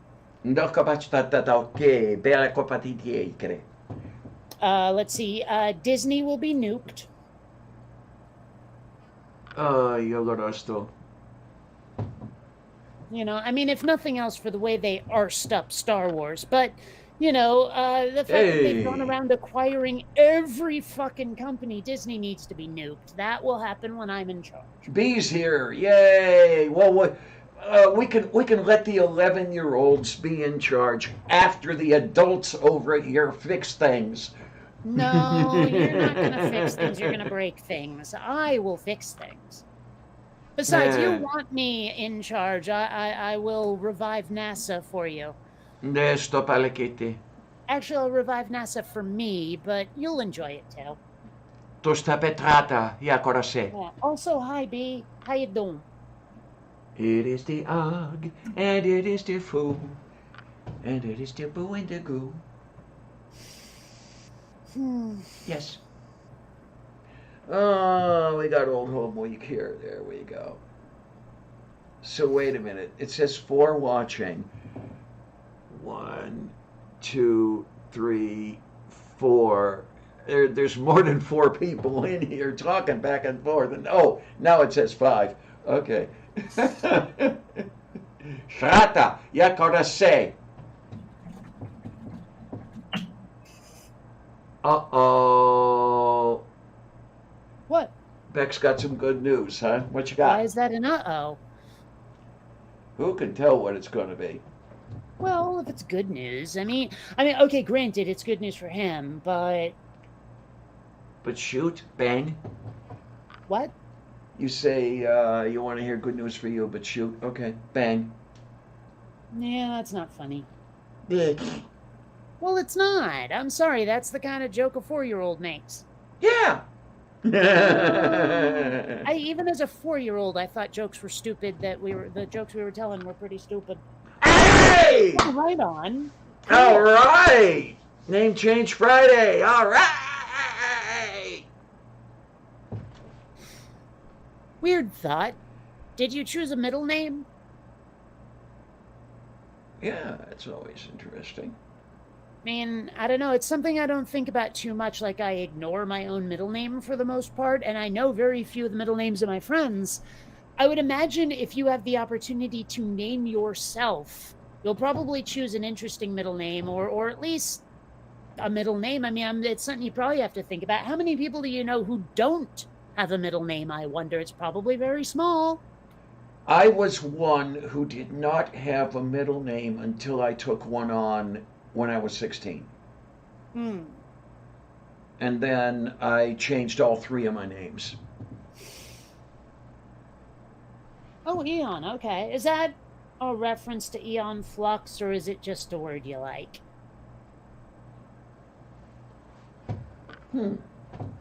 Hell, I wonder how many people even know Eon Flux anymore. I don't mean the video game and the movie they made. I mean the original MTV show. Like, it started on, I guess, Liquid Television, and then became its own thing for a couple of episodes, and then stopped. Eon Flux was kind of fucked up. It was trying really hard to be, like, pretentious and artsy, and just sort of managed to be, I don't know. And there was a lot of sort of, I won't say overt sexuality, but it definitely gave off vibes. And I don't know, it was a weird show. Yeah, I was given 2 names when those 2 took me home from the baby store.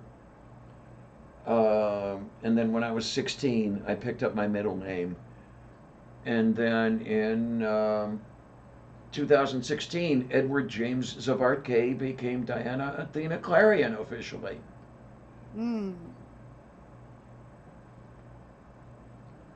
Yeah, it took me long. Well, the only reason it took me so long, I mean, I was effectively using my name back in '97, but it took so long to become official because I thought I was going to have to pay a lot more than I had. The attorney I talked to said, "Oh, sure, I'll do it for you for $1,200." It's like, I don't have $1,200. Well, what are you gonna do? Yeah, it's funny. Every time you talk about, like, the costs that come from, say, like, the hospital, the government, rent, everything where you're living, it sounds so crazy to me, because I seem to remember some friends of mine in Seattle, when they had their name changed, it was like $50. Well, it cost me 40, but that was Oh. because there was something called the name change project that I didn't find out about until 2014, 2015, something like that. And it's not easily available. It was in only a few cities in the United States, and Pittsburgh was one of them. It's out of New York City, but it is the fufu and the fifi. So, to what Seraphim just said about going by your last name, since there were 5 girls with the same name as you in high school, I've told it before, but it's been a while. When I was hanging out with the goth scene, there were like 5 or 6 Kates, and we all had to take different spellings online to know who the hell was who. Right? So for a while, I was going by Keight, like 8 with a K in front of it. There was also, like, the one person got Kate, someone got Cate, someone got like Kayte. There was a Kait, that kind of thing. We all had different spellings, so I was Keight for a while. Bakatoroste, Teo Gorasanti. Arg. Hmm. It is the Ag Fu. It is the Ag Fu. Anyway. Yeah. I don't know. I always wonder about those like, high society British folks who have about 1,000 names. It's like Jeffrey Allen, Trevor Jack, Wilberforce the Eighth. That kind of thing, where it's like they were named for like every last one of their ancestors. Princess Angelina, Contessa Louisa Francesca Banana Fana Bobesca the Third. That kind of thing. Shelika Posta. And I cannot believe I have that memorized. I can. Well, still. Okay, Beck, what's the MVD? Uh, hmm. I I don't mean, know. My brain is trying to turn it into something like most valuable player, but I can't shoehorn in a D in their most valuable defenseman. I don't know. um, the only thing I had to pay for was the fingerprinting. Hmm. Never occurred to me they would do that. Yeah, I mean, granted, when I got my license, they wanted a thumbprint, but yeah, I was kind of surprised that they wanted a fingerprint. Um, but I have a fingerprint on file with Pennsylvania State Police. I don't like that. They shouldn't be allowed to fingerprint you until they arrest you. Yeah, moo, moo. Oh, motor vehicle department. Got Oh. ya. Usually when I hear that, it's DMV rather than MVD. Yeah. Department of Motor Vehicles. Um, well, my driver's license was the second thing I took care of. The first thing I took care of was Social Security. Funny, last time I went to the DMV, it was so painless. I don't know if they've changed things or if the reputation is undeserved or what, but even in the middle of the pandemic, I was in and out in less than an hour. Moo, okay. I was like, okay, I'm about to fly somewhere and I know it's going to be a pain in the ass, but let's get that real ID thing going. Daju korostu. Like, I know you only need it as like a passport now, but I seem to remember reading somewhere that like by 2020 something, if you don't have a real ID, you can't fly at all. Well, I'm gonna have to call um, because my license comes up for renewal this year. So if I have to do it, I'll do the real ID. I mean, I carry a valid passport. Um, and I intend, if I live that long, to renew it. Um, Well, just get a real ID. That way you don't need a separate passport. so the way that'll go is we take care of all that and everything. And I don't know, am I going to have to get a passport for the cat? You don't need a passport at all. Get a real ID and it's all in one card. I already have a passport. Yes, but you don't. That's how I got my F from the State Department. Okay. So, and there was the scuttlebutt going on when that piece of shit got elected. Um, if you can get a passport and get your F, because who knows what's going to happen to the rules.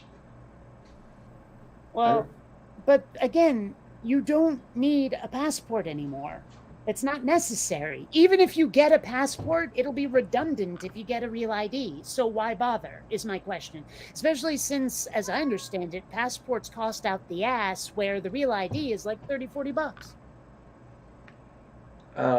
When I got a passport in 2016, I paid total 100 and a half.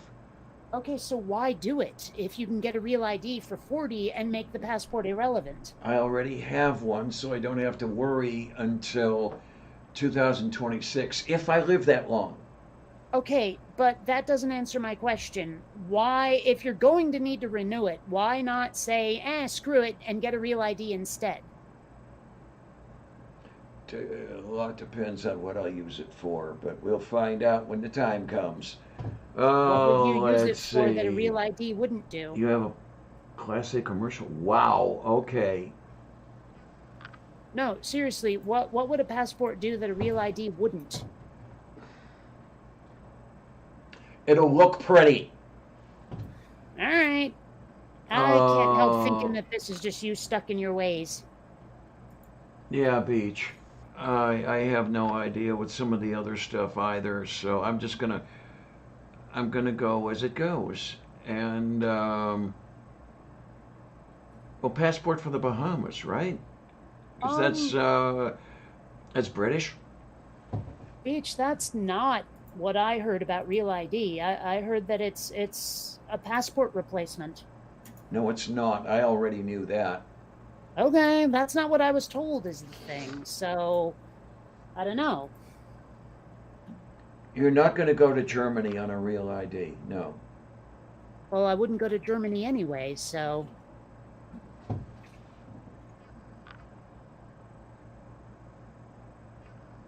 Oh, that's interesting.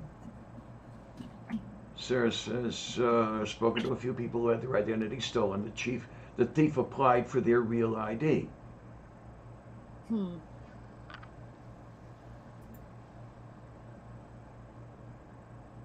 Oh, you can go to the Bahamas on a real ID. Oh, okay. I thought you needed a passport. Okay. Because I thought the Bahamas were a British protectorate.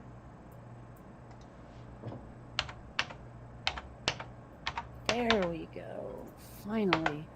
I had to unspam something that's been spamming me for ages and finally got it done. They put a bunch of barriers in place to making them not email you anymore.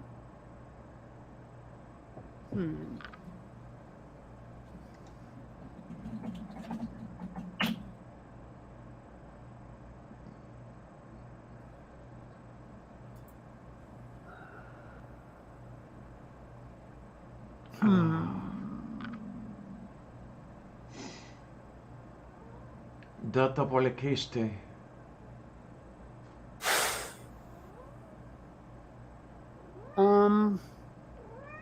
Yes, dear. What? Well.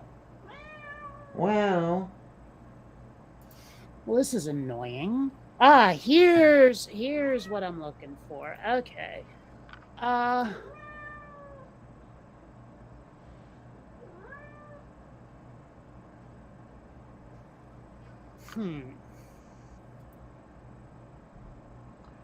Yeah, I'm gonna have to call PennDOT and see what they want.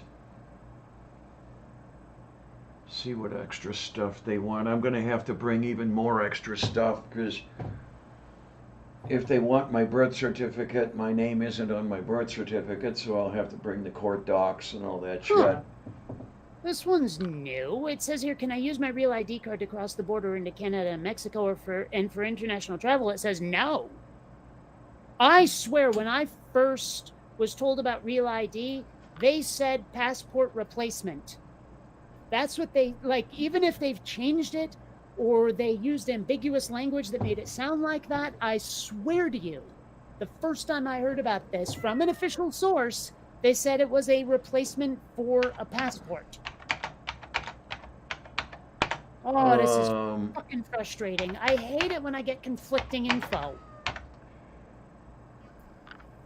Because then I don't know who the fuck to believe. Okay, can I use real ID for Mexico? Let's see. No, real ID cards cannot be used for border crossings into Canada, Mexico, or other international travel. Oh. That's what that's what the Heimatsicherheit says. Yeah, that's not helping. Can you pronounce that like a real person? Yeah, Heimatsicherheit. Yeah, okay. How about with an American accent so I can understand it? Because when you do it with a German accent, honestly, no idea what you're saying. It may even be something I know, but don't know it when it sounds like that. The Americans, for now, are still calling it by the non-Nazi name, which is Homeland Security. Okay, would it have killed you to say that? Yes. I mean, Without context, I didn't understand you. Oh. You see, I needed the context to know what the hell you were talking about. This happens too often where you say stuff assuming everyone knows what you mean. I'm currently hidden from view, everybody. Oh, God. Damn cat. Oh, I don't know about some people's kitties. So they've changed this.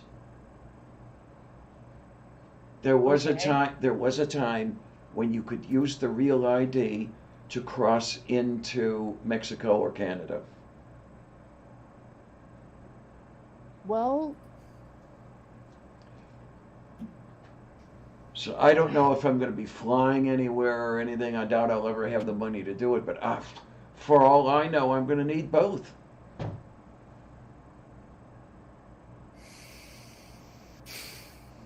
Huh. Apparently you'll need a real ID to get into federal buildings, it says. Yeah, that's always been the case, yeah. Or I shouldn't say always been the case, but ever since they brought out the real ID, you needed that. Well, as far as I knew, you needed either a real ID or a valid passport.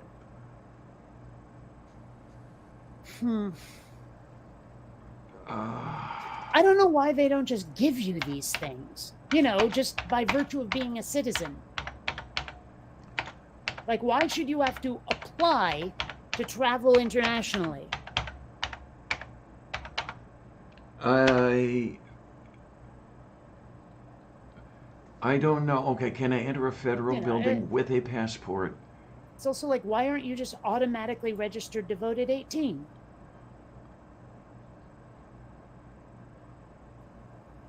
It just makes no sense that you have to fill out paperwork for any of this. They should just, I get it with a license because you need to do a driving test, but other than that. Okay, according to PennDOT, which who knows, you'll need either a real ID or a valid passport to enter a federal building.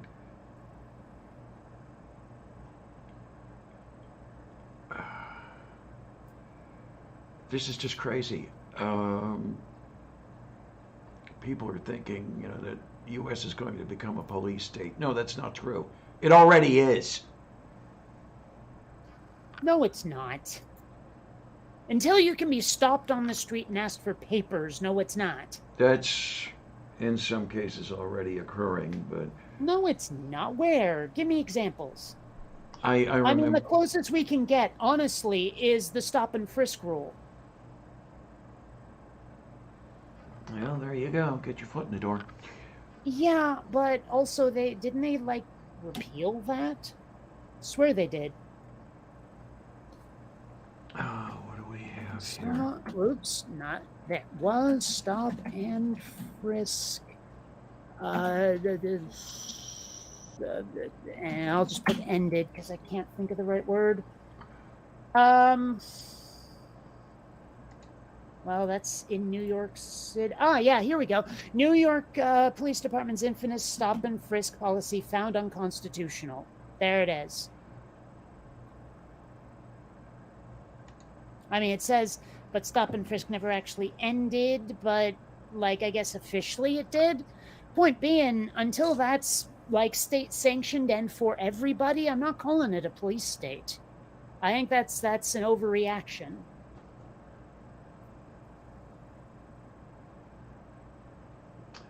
Okay, Beach says you can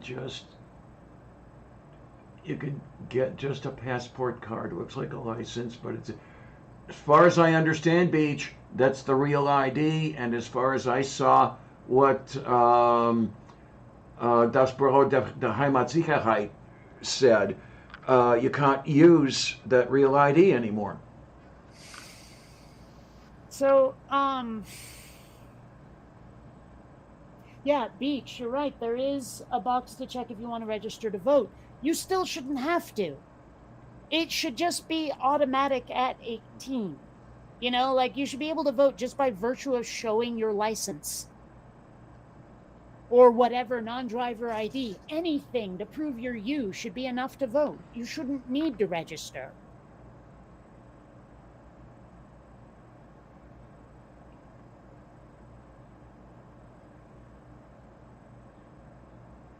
Okay.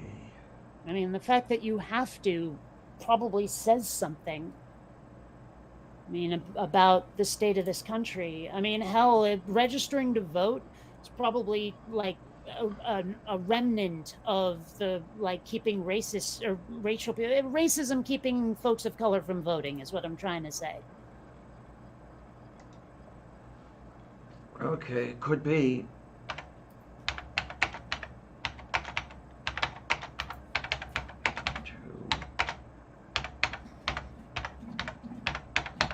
Register.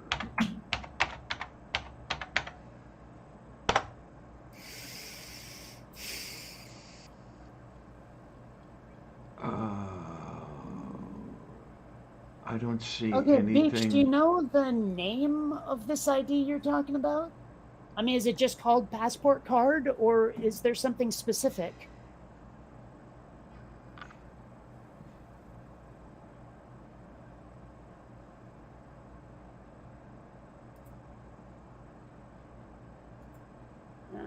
It's still also freaking stupid though. That none of like all of this should just be automatic. And I mean, under what circumstances do you think they can deny you a passport? I mean, I suppose like I guess criminals can't get one or something. Like you have to stay home if you have a criminal record or something. I don't know. I think maybe. That's one of them, and I think there's something about security risk or something, whatever that is. Well, security risk of what? I don't know how it's defined, but. Well, no, I mean, what are they anticipating as a possible problem? I don't know how it's defined or what they mean by it. Well, I'm not asking about the definition. I'm saying what inspired it.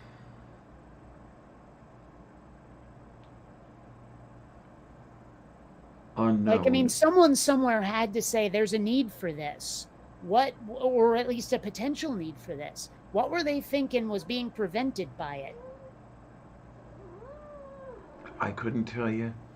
All right. Mage. Yeah, Mage says, I personally would like to get rid of voting districts altogether.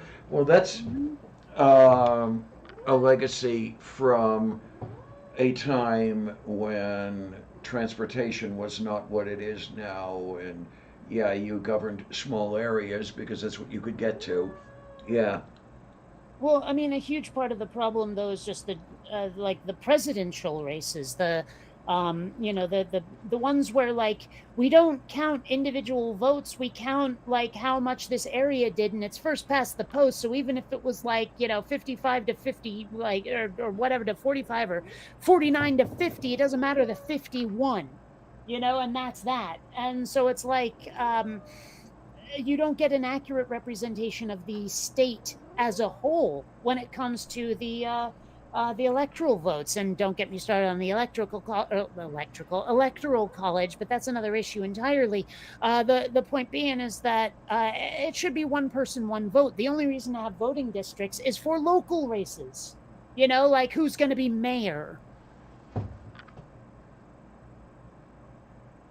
Okay. So it's like the only like you can vote in the district where it's relevant to you because you live there.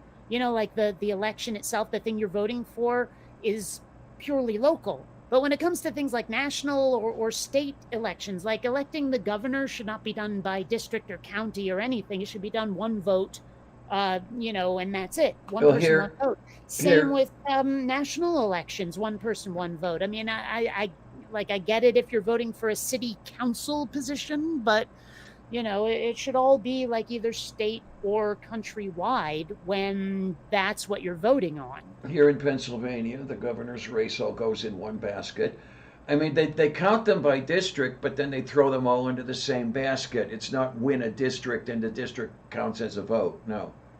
Yeah, well, that's the thing I think should not happen anywhere in the United States is the counting by district nonsense. Now, I don't even think that states should have those electoral votes. It makes no sense. I mean, they did things with the numbers, like states get more votes despite having fewer people in them because otherwise they'd be made irrelevant, I guess. Well, But that's I the mean, Electoral that's freaking College. obnoxious. That's what I'm talking about is the Electoral Yeah, College. because It's fucking bullshit is what it is. the southern And you're about to tell us the history of it, aren't you? I southern don't want to hear states it. didn't want to be voted out of slavery. It's as simple as that. Well, it's a bullshit system and it needs to be ended. I mean, there's like these maps where they've changed the size of the states based on the proportion of people versus electoral votes, and it was crazy. Like the flyover states are huge compared to other absolutely. places that are more populated, and it's fucking bullshit. Your vote, personally, Kate Farr's vote, counts less than some Yahoo's vote in Wyoming. Like it's by like a factor of like 35 to even 500 at one point, I think it was. Something like that. Yeah. Sorakati. Beach didn't even make sense 150 years ago, not the Electoral College. Well, the only thing I can think of at all for like a reason for having the Electoral College is like somehow people needed to be informed of who, well, even just the votes, never mind who won the election, when, travel was done by horse. Well, the whole point about the Electoral College, the way it was written into the Constitution, the way it still stands, by the way, the popular vote doesn't even matter. Well, sure. There are the states. The delegates can override the popular vote. Well, the delegates, as far as the Constitution is concerned, don't even have to be voted for. Yeah. The state legislature or governor or whatever could appoint those electors. And they can vote however the hell they want, regardless of the public. Yeah, absolutely. And that's something that needs to be ended. The only way to end it is by a constitutional amendment, and that's not going to happen anytime soon. But I mean, Beach agrees with me here is that it was due to lack of communication partly. Just because, like, seriously, if frickin' Paul Revere's descendant, like, rides into Washington with, I don't know, Oregon's votes or something, I mean, they'd have to compress the data a little, I would imagine. Especially if they were literally hauling every ballot to Washington, which I doubt they were doing, but still. I mean, if nothing else, they'd probably have to haul all of the votes to the capital of their state or something. I don't know exactly how that would work, but I get wanting to consolidate the data. It's just unnecessary now.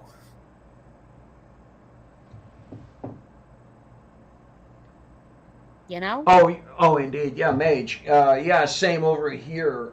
North Versailles is broken up into at least 2 wards, maybe 3, but everybody goes to the same building to vote.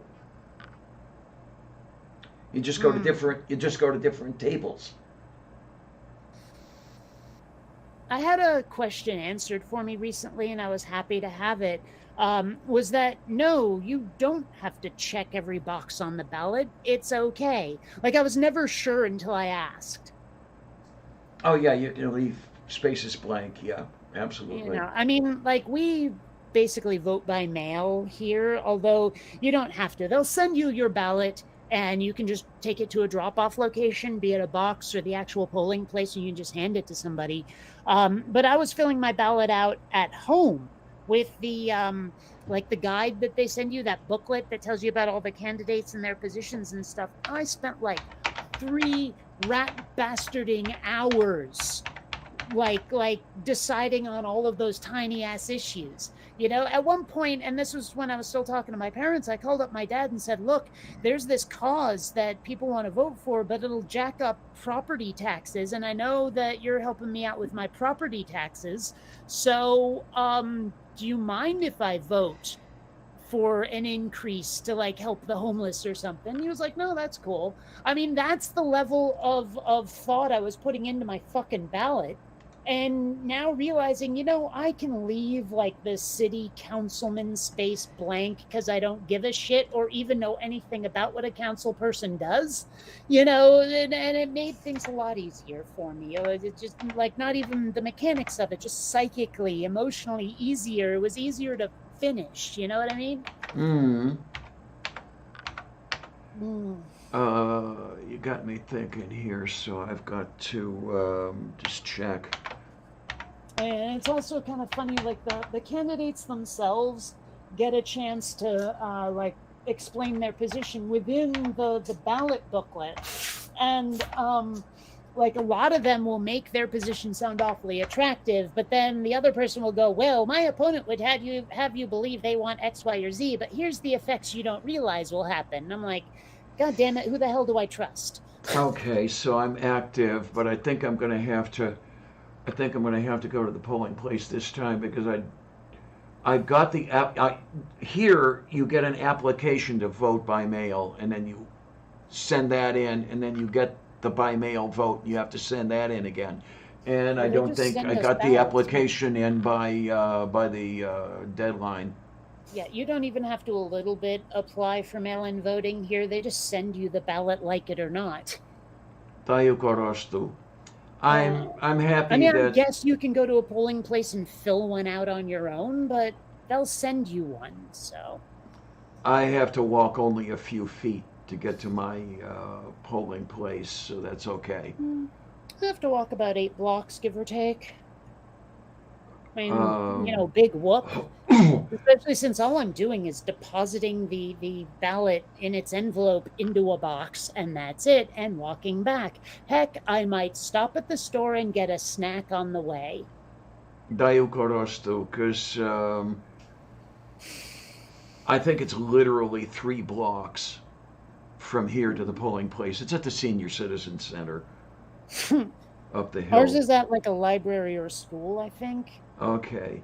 Actually, now that I think about it, it changes from election to election, but it always seems to be a government building like a school or, a library or something. I've never seen it at like the post office or the DMV, but, it's usually somewhere a little less high traffic, a little less hectic.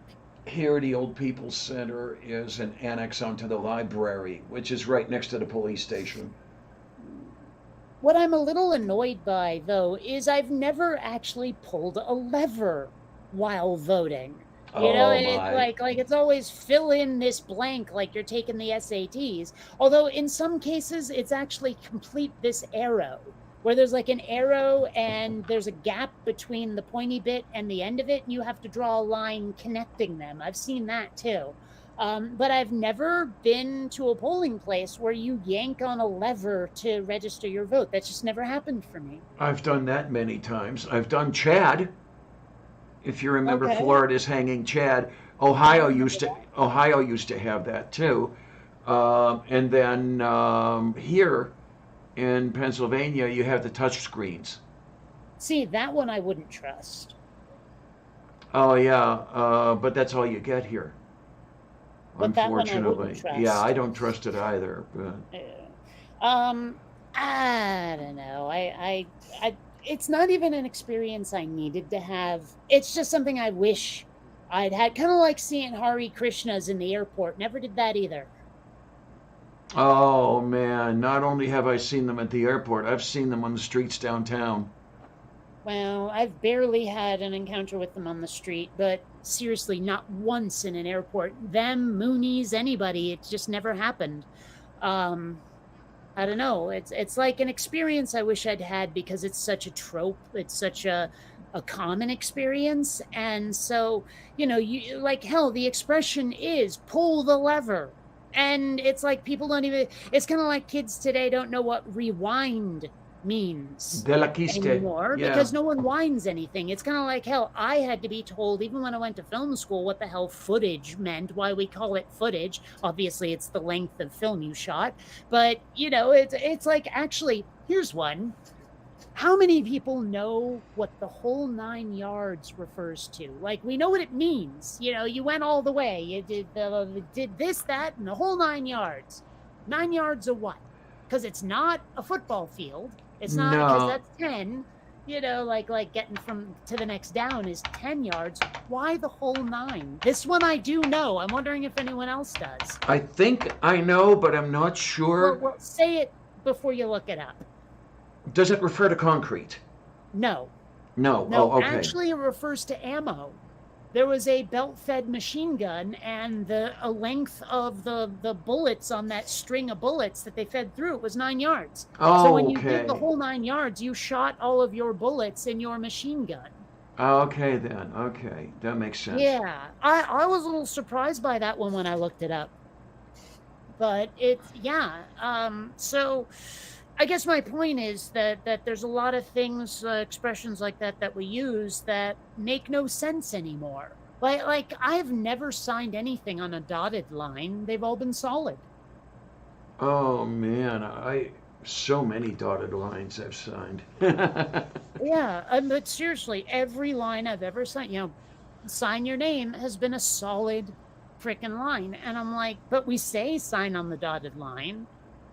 It's just I wonder how many expressions like that make no sense, but we use them anyway. I mean, I'm sure there's a lot. I'd like a list. I wonder how many people know about lock, stock, and barrel. Well, I know what that means, but like I couldn't point to a specific,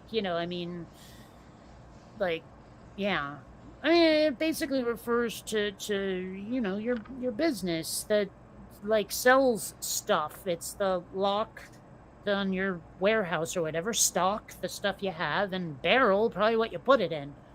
Refers to firearms. Does it? The lock is right. Firing mechanism. The stock goes against your shoulder, the barrel, and it's sticking out there. It's the whole firearm. Yeah. I always thought lock, stock, and barrel was literally like, here's my business, my retail, wholesale, whatever, here's my supply. Okay. I could have sworn that. But I mean, you can see how that's easily translated into that, yes? Sure thing, yeah. Mm-hmm. Yeah. I mean, isn't there something else like a similar expression? I think it uses barrel or stock in it that does refer to that. I don't know. Is there? Like something along the lines of stock and trade. Huh, I don't know. There are a lot of things I don't know. That's one of them. But I mean, there was another similar expression. I'm trying to remember what it is. It's like root and barrel or something. Root and I don't know. Maybe I'm thinking of something else. But there was an expression involving stock and barrels that I think had nothing to do with that referred to trade. I don't know. Maybe it's just my memory going wonky on me, because you know how that goes. Yeah, your memory is almost as good as mine. Yeah, it's actually a little scary, these memory issues. I mean, because it feels like they're getting worse, especially my short-term memory. I'm having a lot of those "why did I go into this room" moments. Oh, shit, I know about those. I didn't have those until the seizures. Moo. And I'll tell you what. I mean, I haven't been having the seizures anymore, not for years, but it feels like my memory is getting progressively worse, and it scares me a little. I mean, I wonder why I go into a room and I spend most of my day in one room. Well, I know why I do that. I'm usually working on my computer, but... That's mainly, yeah. I mean, I sleep in the bedroom. Hmm. And I work out here in what the landlord calls the living room. I call the studio. Hmm. And there's even no door between the kitchen and the studio. It's just an open archway. You just go through. The only way I can tell the difference is that I put a work table in the opening so that kind of functions as a fourth wall? Well, my kitchen is around the corner from my living room. Like there's a very sort of small, thin dividing wall between the two of them. Okay, okay. Yeah, so it's not like it's a separate room through a door, but it clearly has a boundary. Okay, okay. Like, Because, let me see. I don't know if my camera is hooked up right now. I think it is. Yeah. All oh, right. there So you go. you see the corner there around the. Wow, this is so hard to do looking at the screen and aiming. Like you see around Okay. the corner where the bookshelf is. The kitchen is around that corner. So, is your cat tree officially in the kitchen? No, it's officially next to the door. Oh, okay. So the kitchen doesn't start until you get off that carpet. Basically, yeah. Gotcha, gotcha. You have to be around the corner before it's the kitchen. Like Okay, like you yeah. have to go past where the counters start. Mm-hmm. Let me see if we can. I know you're not going to like this because it's not showing on the meat screen, but there we go. If you see where the plant is, and then there's that table arrangement next to it, that's where the kitchen starts, and the defriginator is all the way in back. Yeah, you're right. I can't see that but I think I've seen pictures before or video when you had the camera in another place. So I get it. Yeah, um, it's a nice little arrangement. I mean, I wish I could have a little bit more cupboard space, but other than that, it's pretty nice. So I really like this arrangement. It's got to be, if not the best apartment I've had in the last 30 years, maybe it's the second best. Mm. I mean, I really did like that place I had in Homestead. I mean, I wouldn't have lived there for 15 years had I not liked it. But the thing about that place, the kitchen wasn't quite as nice as this kitchen.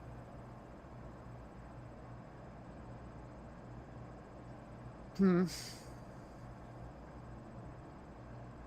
Um, I would love to get a two-bedroom place so I can use the second bedroom as a studio. Oh, God, I've had that thought more than once. Yes, I have. B, neurodivergence.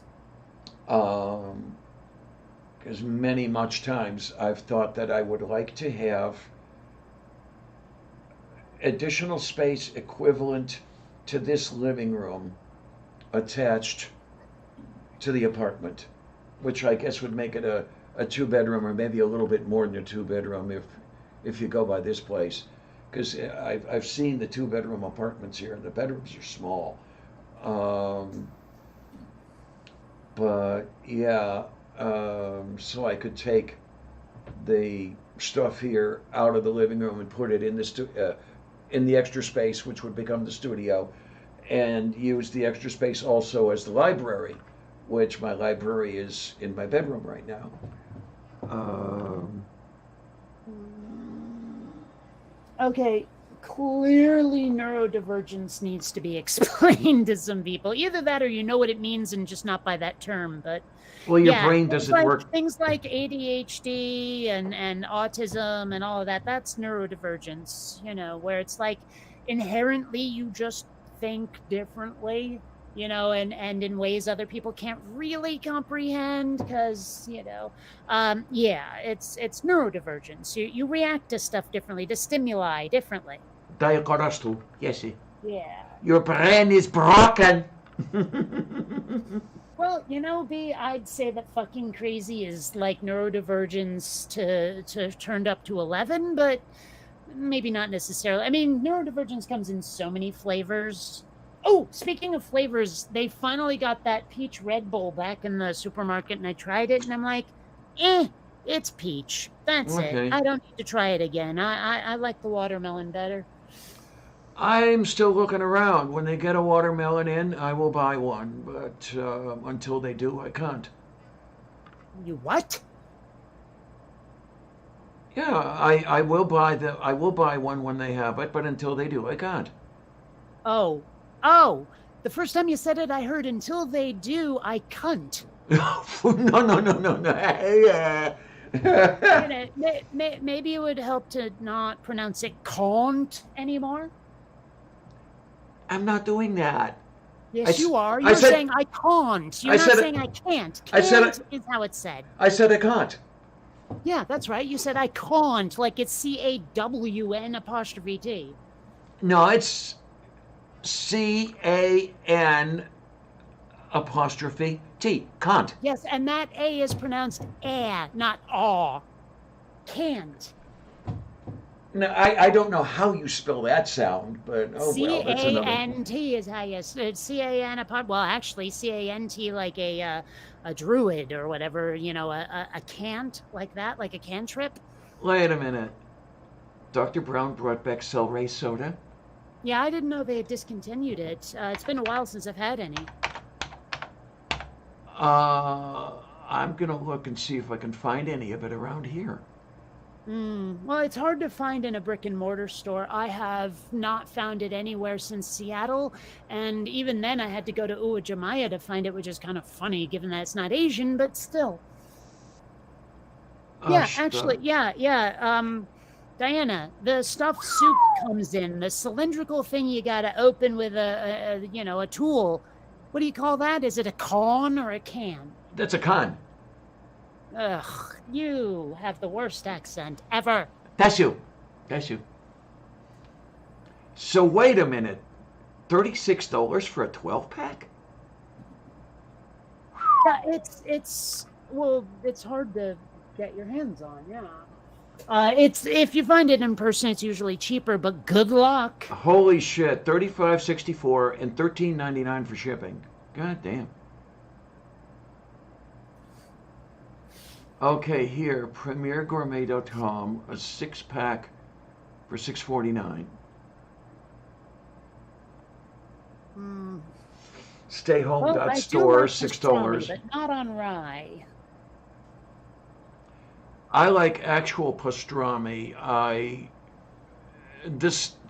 The pre-done stuff I got a while back was okay, but it just wasn't the good stuff you got at a Jewish deli. Okay, it just wasn't. Well, I'd rather have pastrami than, say, turkey, regardless of whether it's prepackaged or not. Moof beef. I don't know, one of these days I will have to go into Squirrel Hill and just go to a good old Jewish deli. I don't know if we have any of those here. I'd probably have to go to the East Coast to find one. Let's see. It seems weird to type in Jewish deli near me, but yeah, and of course it just comes up. Oh, well, no, okay. Here we have a few, and there is not one within waddling distance. Oh, right. This is no, that's not a deli. That's CVS. Yeah, it seems like I would have to go. Gee, how far away is that? Wow, to Mission Hills to get there? Jeez. It would take me a while to get there simply because of the ways the buses run. But yeah, it looks like Murray Avenue Kosher would be where I want to go. Let's see here. Directions. How far is it? Well, 1.7 miles, but I'm on foot, so. Oh, yeah, I know where that is. It's right across from the Giant Eagle. Okay, fine. Yeah, okay. Okay, I absolutely hate when you're like trying to find a business on Google Maps, right? And they have the map way the fuck zoomed out, so you can't really tell where anything is. But if you zoom in, it starts adding businesses. And a lot of them don't relate to your search, and it is such a pain in the ass. Derekise, Katavatosh. Okay, I know where the Deli Llama is, but what do they even sell there? It says sandwiches and soup, but does the name indicate what source or what sort? Or is it just straight up deli? It is Moo. Wow, a lot of shit reviews for the place though. Yeah, I'm gonna have to. Mm, I'm gonna have to go there. I just has to honestly, figure out. well, I think the best I can do is go to the bagel place nearby, and I don't even know. Like I've asked them, and they seem to not understand the question whether or not the bagels were made on the premises, and if so, when, like what time of day. Because I remember going to the Burlington Bagel Bakery as a child, like right when they opened, and the bagels were steaming and squishy, and like it wasn't like they were bread yet. You know what I mean? Like when a bagel has been sitting around for a while and it starts to sort of get tougher, Yeah, like more yeah. squishy. I want to know if this bagel joint makes the bagels on the premises so I can get them fresh, like right out of the cookery thing, Yeah. Dayukorostu. And they didn't seem to understand the question, which again boggles me. Okay, so wait. Oh, Jesus Christ! I see what that is all about. What? I was looking to get to the kosher deli. They say it takes an hour and a half to get there. Half hour of that is waiting to get from one bus to the other one. That was another thing I liked about Seattle's bus system is there weren't a lot of layovers like that. Yeah, the 55 to get into McKeesport runs once an hour. So okay, you get on it at 3:47 p.m. You get off at Lyle and Courson, something. That's at 4:17 p.m. and at 4:32 you pick up the 61C to get to Squirrel Hill. Yay. So yeah, Here we go. it is the Sorry, poo go poo. on. It is the poo poo-ness. Man, I hope this bagel joint has a build your own because none of the things on the menu don't have deal breaker items. Dayukorostu. I mean, I don't even know what Munster cheese tastes like, frankly. Like, is it similar to any other kind of cheese? I'm trying to remember if it's similar to Jack. Well, I like Jack cheese, that's for sure. Yeah, that's why I'm wondering. Is Munster? Like, because I'm looking here and. I mean, the chicken pesto melt sounds good. Grilled chicken, tomato, red onion, pesto, and melted Munster cheese. But every sandwich they have that has pastrami in it also has something disgusting in it. So. Okay, wait a minute. What is Munster comparable to? If you don't have Munster cheese, you can easily substitute Port Salut or Monterey Jack. Well, I love Monterey Jack. I don't know what the hell the other one was you said, because you said it with an accent I probably don't know.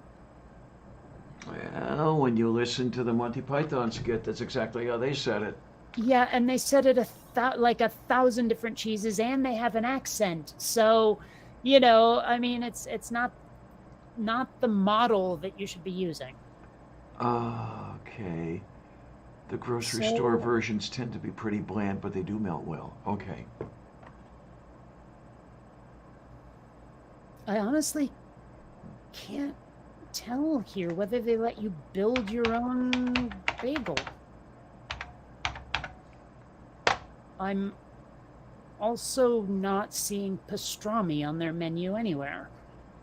Damn it.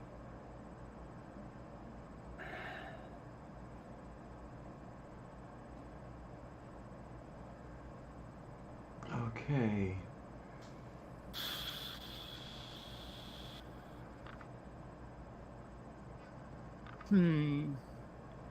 Okay, from the Spruce Eats.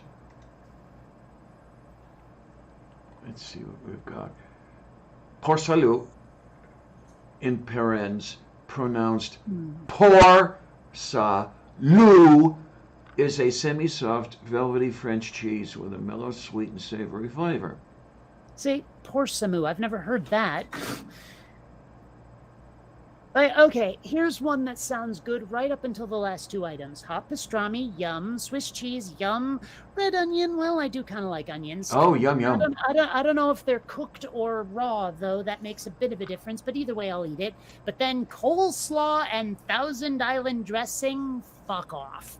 Right? There's a couple others like that. I mean, what is that? I don't know if garlic herb cream cheese is any good. I mean, cream cheese is okay, but turkey, garlic herb cream cheese, bacon, avocado, tomato, and melted Munster doesn't sound bad. What is that?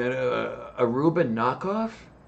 I don't think so, because they also have a Reuben, although it's a Cali Reuben. I assume Cali is California and not, the evil goddess. But pastrami, red onions, sauerkraut, Swiss cheese, and spicy mustard on rye bread. The only part of that sounds any good at all is the pastrami. Just saying. But thank you for reminding me. Rye flour near me.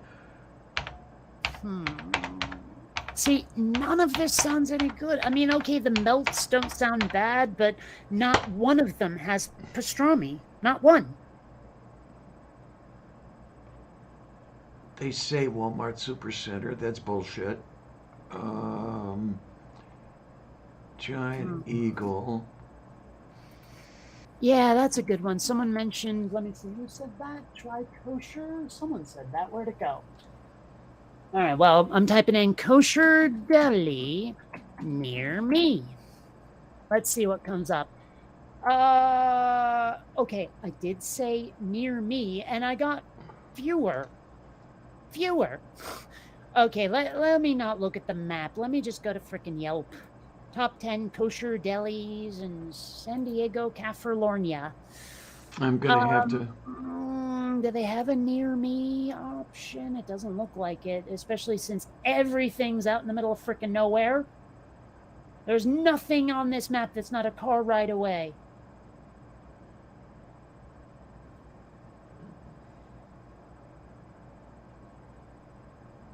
Ew, vegan Jewish deli? Vegan? What?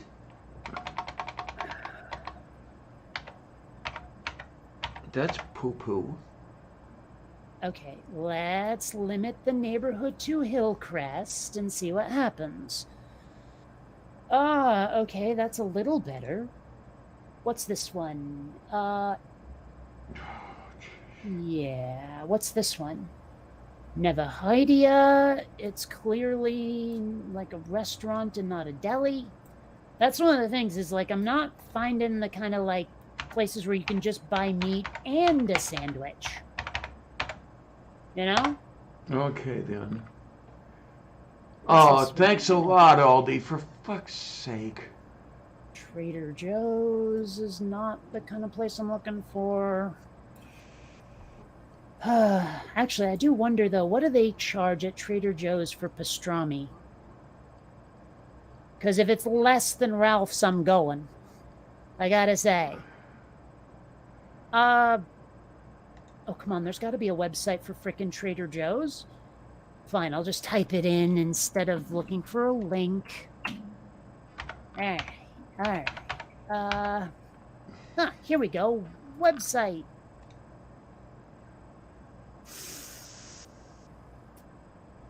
Where is... Here we go. Products. Food.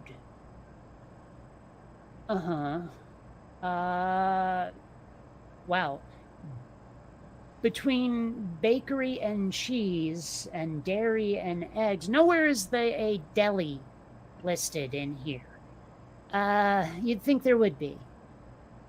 Does Trader Joe's not have a meat section like that? Here's a search. Let me type in pastrami. The last time I was in a Trader Joe's, they did have a meat section, but it's been a while. I mean, I typed in pastrami and got nothing. Let me type in just ham. See what happens. Well, this isn't even by department. Oh, this sucks. I'll just go to the frickin' bagel joint nearby, I guess, because it's just gonna be that much easier. Wait a minute. What's going on here?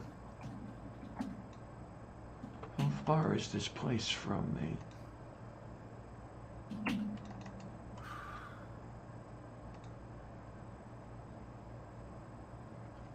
Because if I could...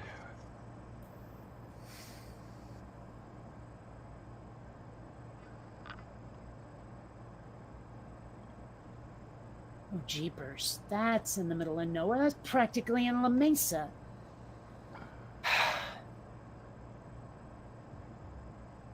Only 9 miles away.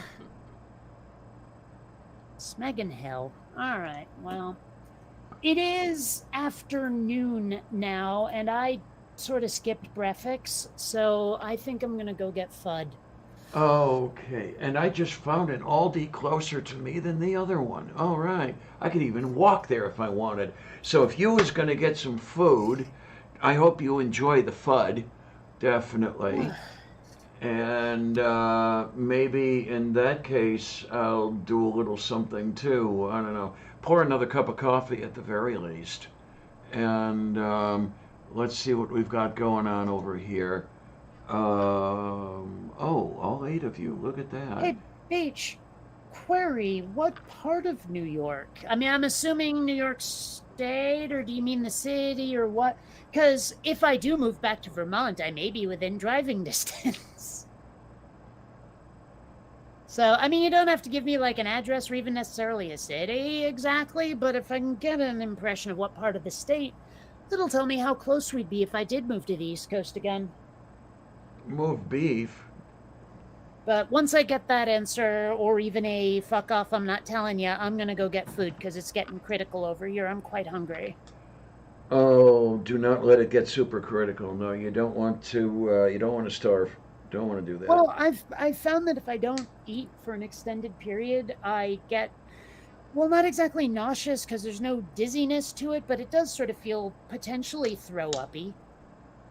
Oh, look at that. Oh, Long Island. Long Okay, Island, gotcha. yeah. That's less than driving distance. That'd be like a trip where I'd have to stay the night, if anything. But, I mean, sure.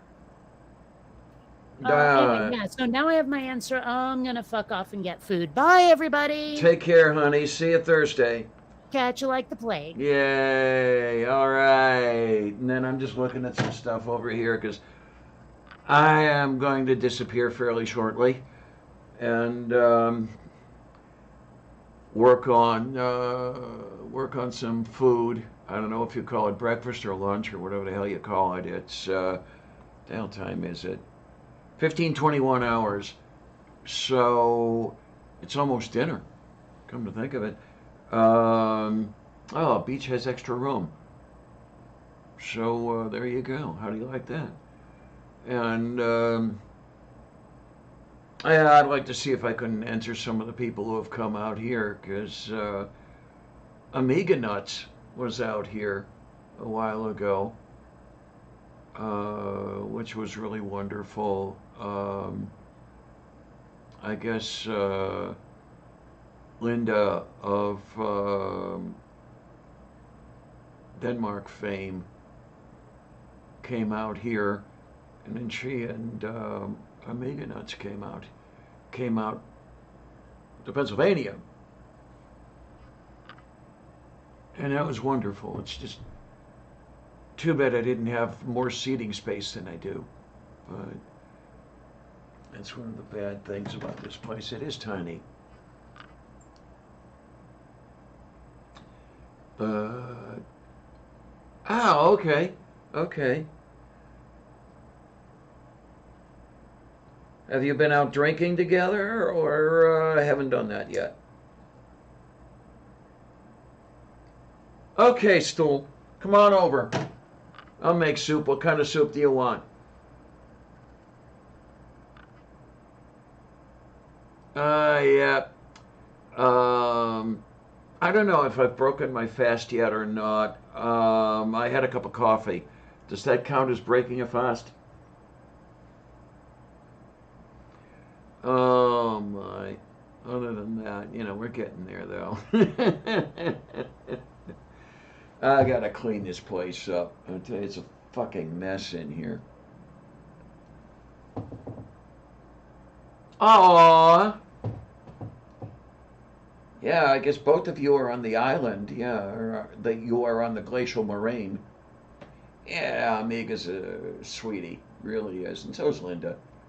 And Morton was here the week before, and stuff and things and stuff, and all kinds of good stuff. All right, I'll make the soup. Come on over. You can have all the soup. Oh my, I'd like some of that, Beach. I would. Matzo ball, yeah. I don't know. Do I want chicken soup with matzo balls, or do I want chicken soup with kreplach?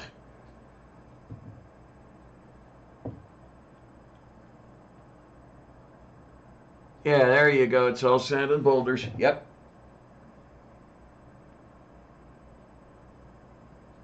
Oh my. Something I'd really like to do is just go all around. Might mix the rice in to bulk it up. Okay. One thing I'd like to do is go around the Great Lakes area. Um, if I could talk Stephen Bauman into taking me around and just do geological study around here, because I understand that there's some really nice geology around the Great Lakes. It's not all limestone bed, but I just haven't had a chance to get around much. I don't know. Is it that hard, Beach? Really? I mean, I thought it was a filled dough pocket. No? Is it more than that?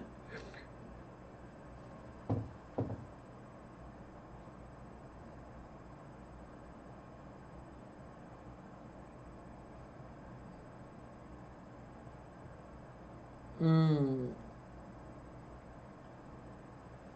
I don't know. I haven't got the heart disease. What I've got is the fucking high blood pressure that I simply cannot lower.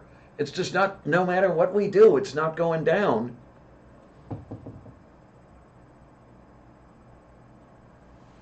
I would have loved to take a look around there. I really would, honey.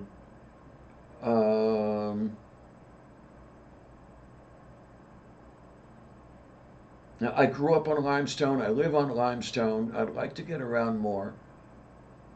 Um, yeah, I grew up in Cleveland. I live here in Pittsburgh. Um, and I'll tell you what's really a pain in the arse about living on a limestone bed is the water tastes like shit.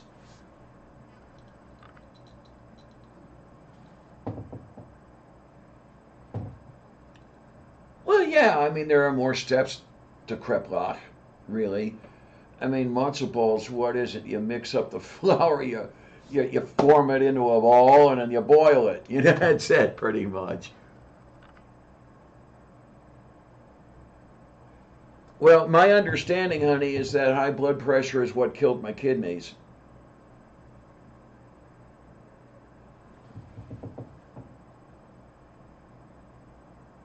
Ginger and coconut rice. Ooh.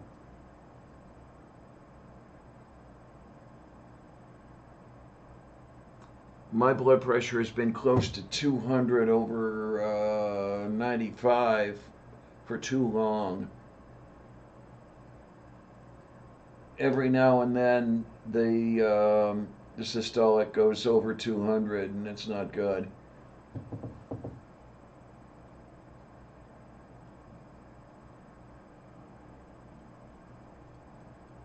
I lost 70 pounds, and I still have to take high blood pressure meds. I am on, sit back, I'm on 4 different antihypertensives simultaneously, soon to be 5, and my blood pressure still isn't moving.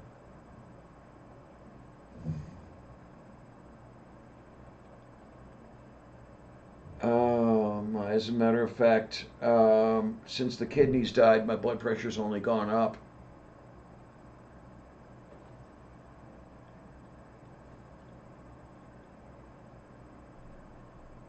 Yeah, when I'm sitting here, if I take my blood pressure now, I'm guessing that it will measure about 180 over 90, something like that. And I'm being a good girl. I'm trying to do it all right, and it's still not working.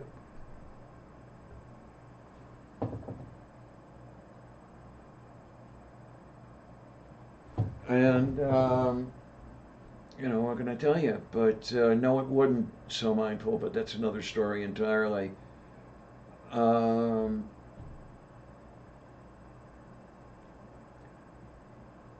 Speaking of, though, I was just thinking about my anemia, which is coming along with the kidney disease. I think I'm going to have to do some moo liver. I was going to make some yesterday and I never got around to it.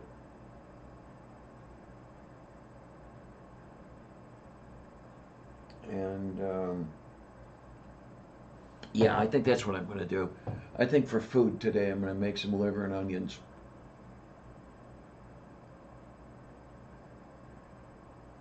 I love liver. Liver is yummy and tasty. Yeah, what worries me, Beach, is that as unresponsive as I am to antihypertensives, I mean, once I get everything else in place, is the high blood pressure going to keep me off the transplant list? Because I certainly don't want to get a new kidney and then pop it right away.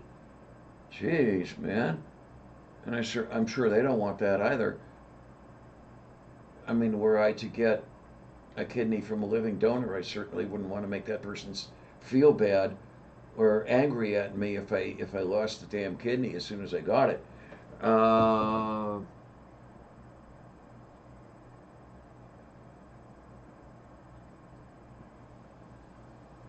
okay, Mage, you take care, honey. You be good. Okay, get your plumbing fixed. Oh,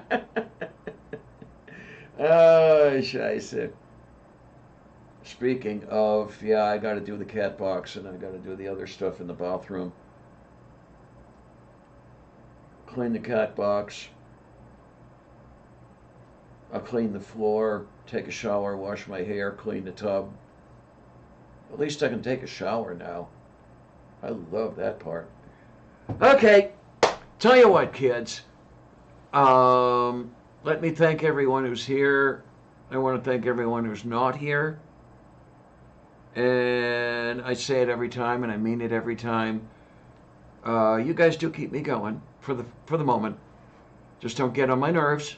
Otherwise, I'll take off early. And no, really, it's great having you guys around. It is. I mean, you're the reason I'm here. Okay, you're the reason I'm doing this stuff. And as long as you keep liking it, and as long as I'm alive to do it, I'll just keep doing this stuff. How's that sound? Sound good to you? Sounds good to me. And until then, thanks a lot, troops. See you on the other side.